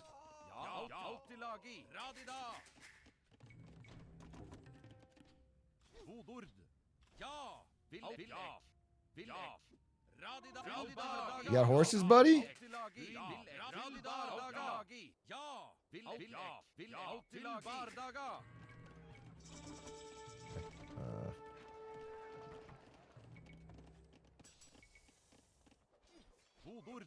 Oh, there's knights? Oh, shit. Just dead. My bad. Stupid. I should have ran. Should have fled. I should have fled. I should have fled. I should have fled. But it's fine. We need to get one of these.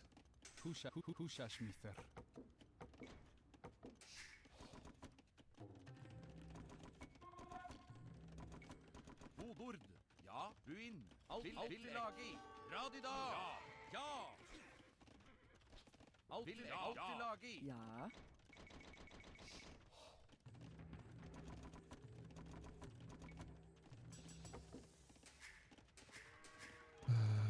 Fuck me. Fuck me. Ho. Hushashmither. Ja. Timberhochwandi. Timberhochwandi.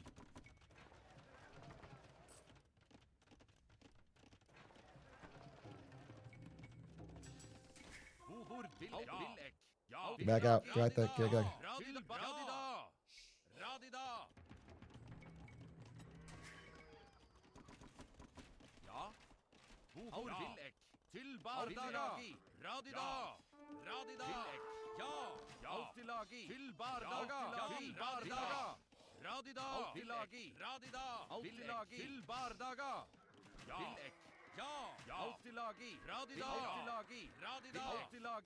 Yeah, buddy, what? Yeah, what?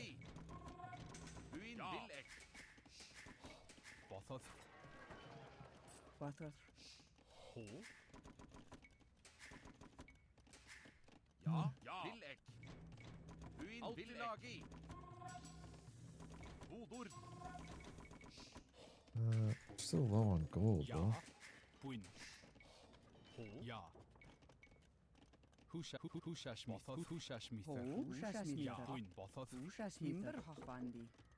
Let me take this. Go, go, go. More pressure, more pressure, pressure. More pressure. Ja. Altilagi. Ja. Hushashmither. Hushashmither. Hushashmither.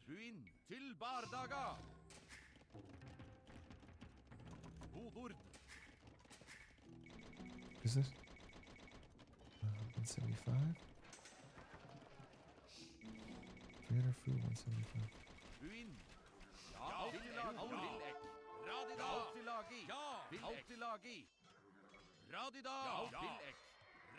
But it's so laggy. It's so fucking laggy! Oh, brother.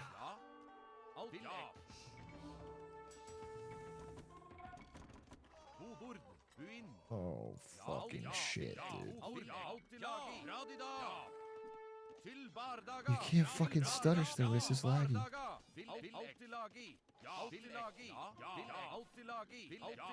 Dude, that sucks. Oh, I need this bad. Okay. We're gonna have to add in pikes. Okay. Give me one of these. Still doable. Still doable. Still doable. Still doable. Still doable. Need more food. Need more crossbows. Need more pikes. Damn it.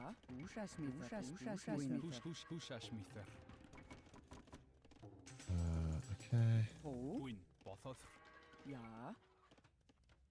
Oh, Win. Grab these. Grab these. 5. Let's go. Water nama matter.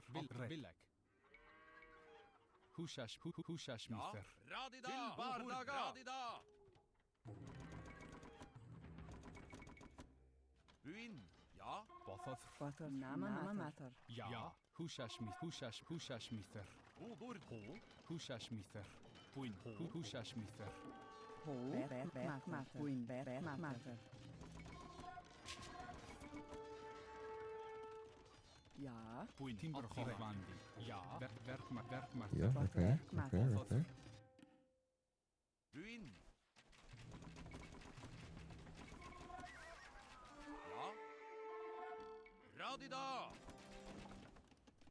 Ho Fuck out of my base. Fuck out of my base.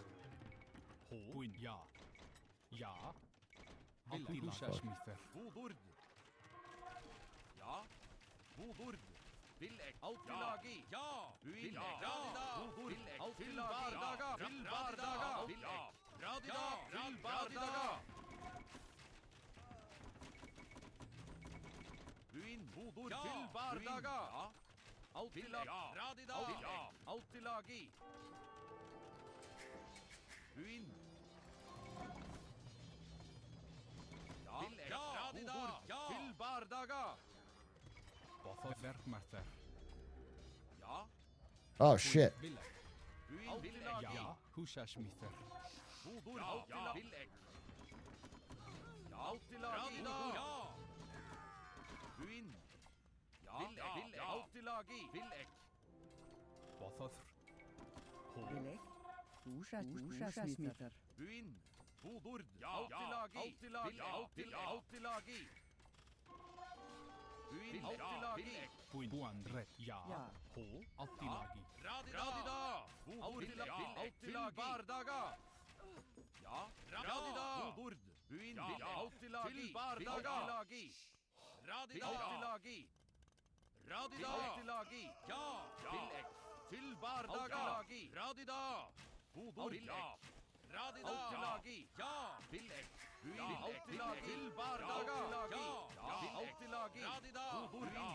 I shouldn't be able to lose this.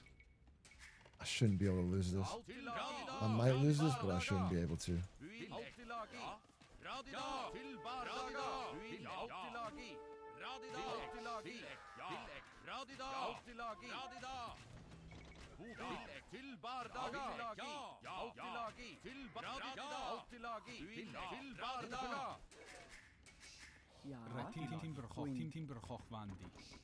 Ho. Wan red. Wandi. Usha smitter.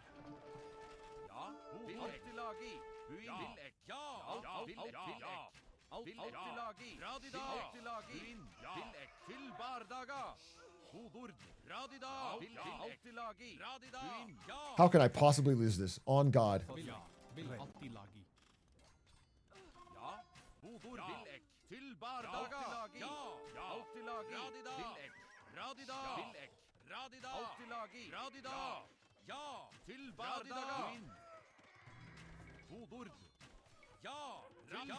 Yes! Yes! Ah, stressful! A little bit stressful, bro. Woo, baby. Oh, baby, that was an intense. It was a slobber knocker. Damn, I had to kill so many villagers there.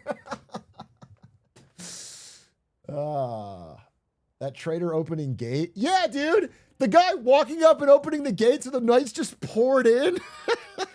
Fuck. That was good. I mean, that was a good game because I got my wall done. I had a good economy. I attacked at a good timing. But Brubby's just better than this guy.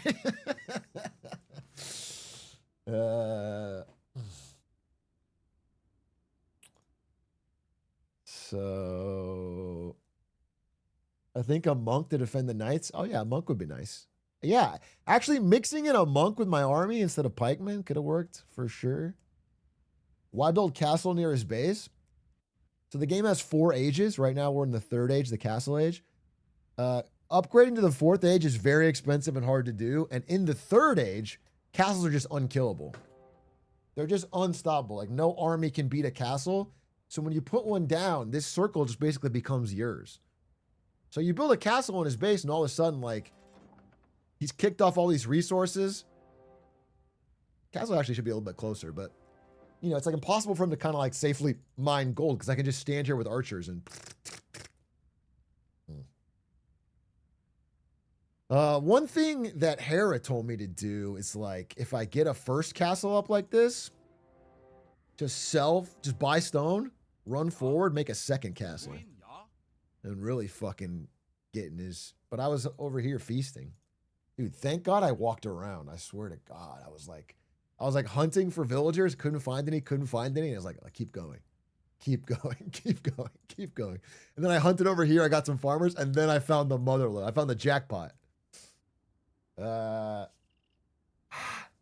What's the current rank?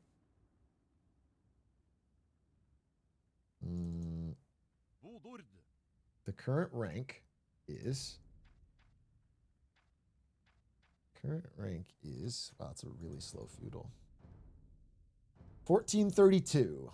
1432.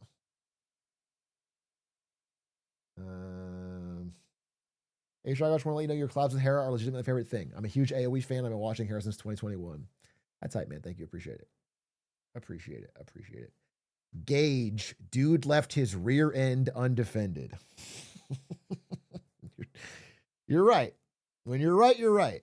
Whether it's Gage or not, I couldn't say, but his rear end was undefended. And it was open season on villager kills. I don't think I got another one in me, folks. I'm going to go end the stream. Thanks for watching. We've been going kind of late lately because of gaming, actually. And I don't like streaming this late because it fucks up my sleep. So thanks for watching. Peace. Deuces. Back tomorrow. There's a Lakers game tomorrow night, so I will go live before then. Ideally with a presentation. Ideally, I yelled about private credit today, but I'd like to do a deeper presentation on that, but it'll be some of the same topics. Bye.